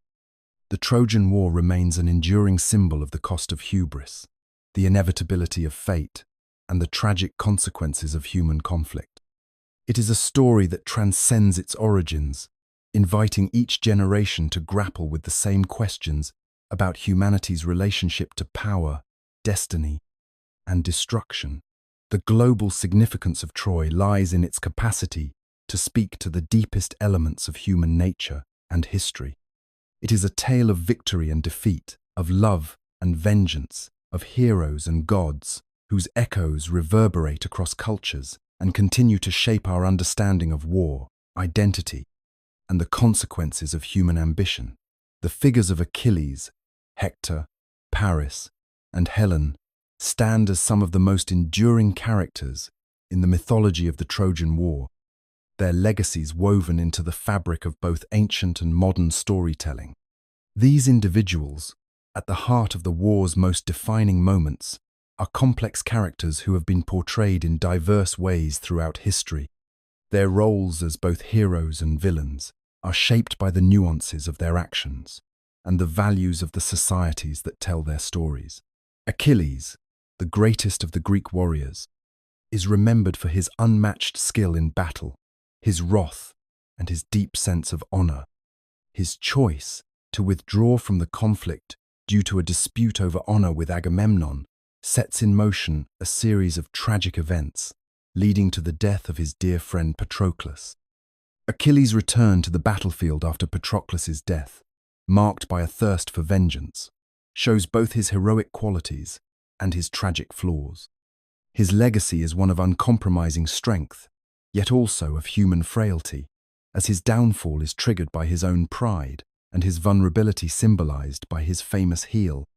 Achilles' duality as both hero and tragic figure makes him a figure whose legacy has transcended ancient texts, inspiring modern portrayals of flawed yet charismatic antiheroes.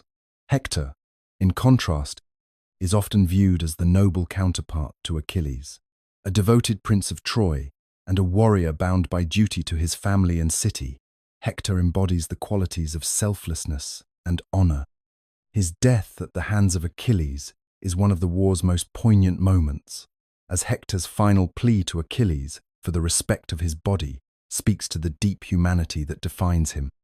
Though Hector's bravery and loyalty to his people position him as a hero, his decisions are also marked by a certain fatalism, as he cannot escape the grim fate awaiting him in the face of Troy's inevitable fall. In modern depictions, Hector is often celebrated as the quintessential tragic hero, whose nobility is overshadowed by the relentless forces of fate and war. Paris, on the other hand, is a character whose actions are much more divisive. His abduction of Helen, an act that sparks the war, casts him as a villain in the eyes of the Greeks, and yet his character is not without complexity. Paris is, in many ways, an unwilling participant in the events that unfold. His youthful arrogance and desire for Helen lead him into conflict with the might of Greece, but he is also a pawn in the hands of the gods. In modern storytelling, Paris's role as the catalyst of the war is often overshadowed by his internal struggles and the weight of his actions, making him a figure of tragic irony rather than outright villainy. Helen, perhaps the most enigmatic character in the saga, remains a symbol of beauty and desire. Her role in the war, as the cause of so much destruction, renders her both a hero and a villain, depending on the perspective. In some retellings, she is portrayed as a passive victim of the gods' machinations, while in others, she is an active agent, driven by love and longing. The duality of Helen's character, as both the object of admiration and scorn, underscores her legacy as a figure whose beauty transcends physical appearance, becoming a metaphor for the destructive power of desire. Through the lens of modern storytelling, the heroes and villains of the Trojan War continue to captivate and challenge audiences. Their legacies remain fluid, shaped by the evolving moral landscapes of society, and their roles as both heroes and villains persist in the ongoing exploration of human nature, fate, and the costs of conflict. The Trojan War, though set in a mythological past, continues to resonate with modern conflicts, offering timeless lessons on the nature of diplomacy, deceit, and the brutal realities of war. The themes woven into the story of Troy remain eerily relevant to the complexities of contemporary global struggles, serving as a reminder of the enduring human costs of conflict and the delicate balance between diplomacy and violence. One of the central lessons of the Trojan War is the precariousness of diplomacy and the fragility of peace. In the case of Paris and Helen, a single, seemingly trivial, event a beauty contest among the goddesses in motion, a conflict that results in the destruction of an entire civilization. The false promises of peace through gifts, such as the Trojan horse, reflect how deceit can be used as a weapon of war, creating false hopes and manipulating trust. The story serves as a warning about the dangers of relying on superficial agreements, where the true intentions of the parties involved remain hidden. In modern diplomacy, similar strategies of deception and manipulation are often used to gain leverage, creating false assurances that ultimately lead to conflict. The war's depiction of betrayal and the lengths to which leaders will go to secure power is also strikingly relevant today.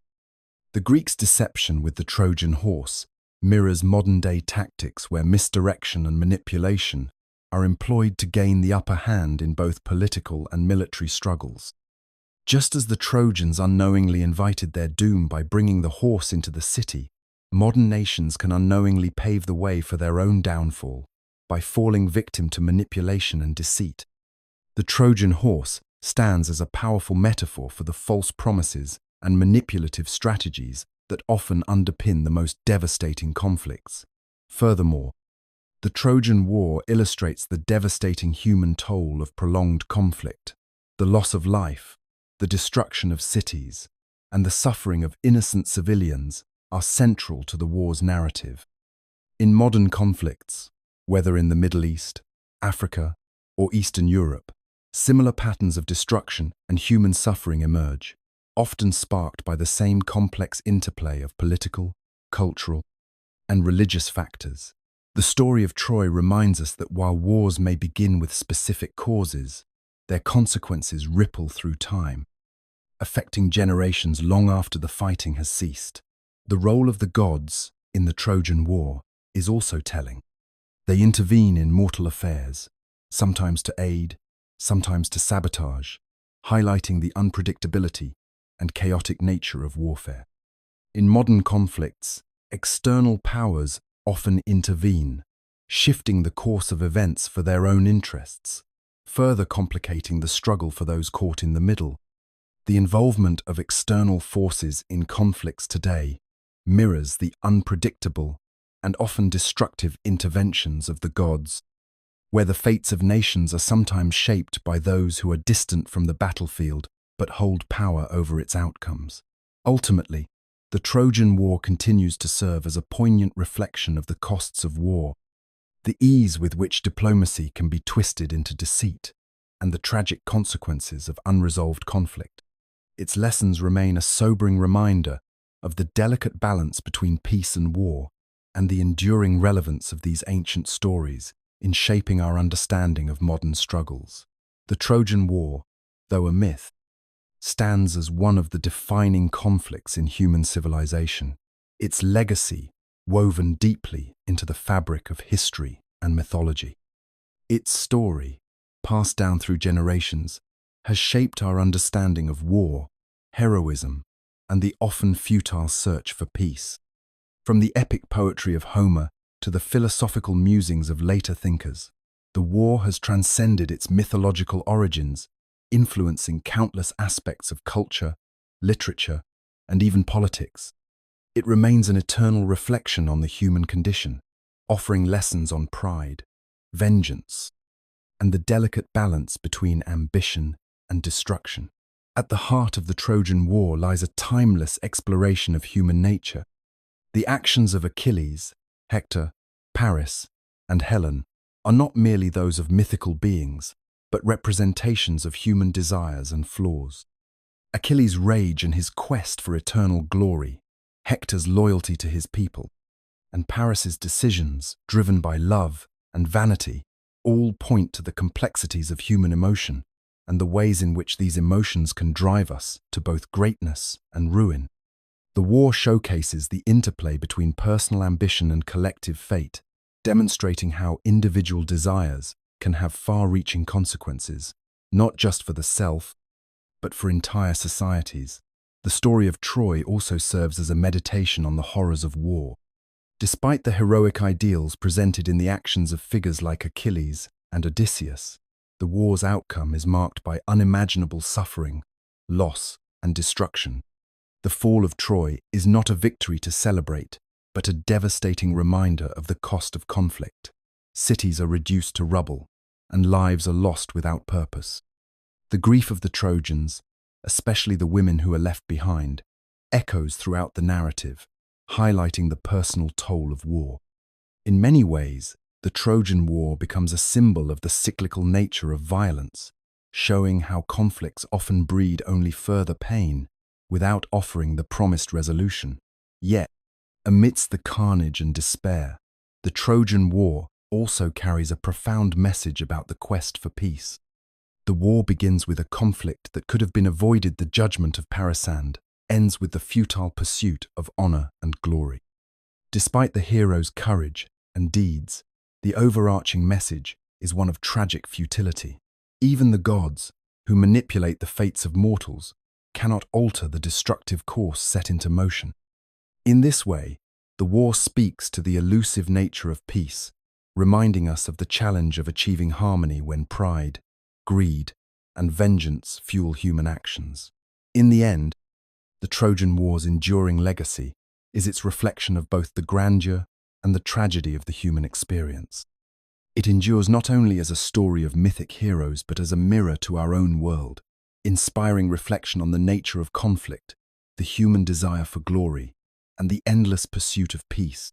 Its lessons resonate through the ages, reminding us that while wars may end, their impacts reverberate throughout history, shaping the stories we tell about ourselves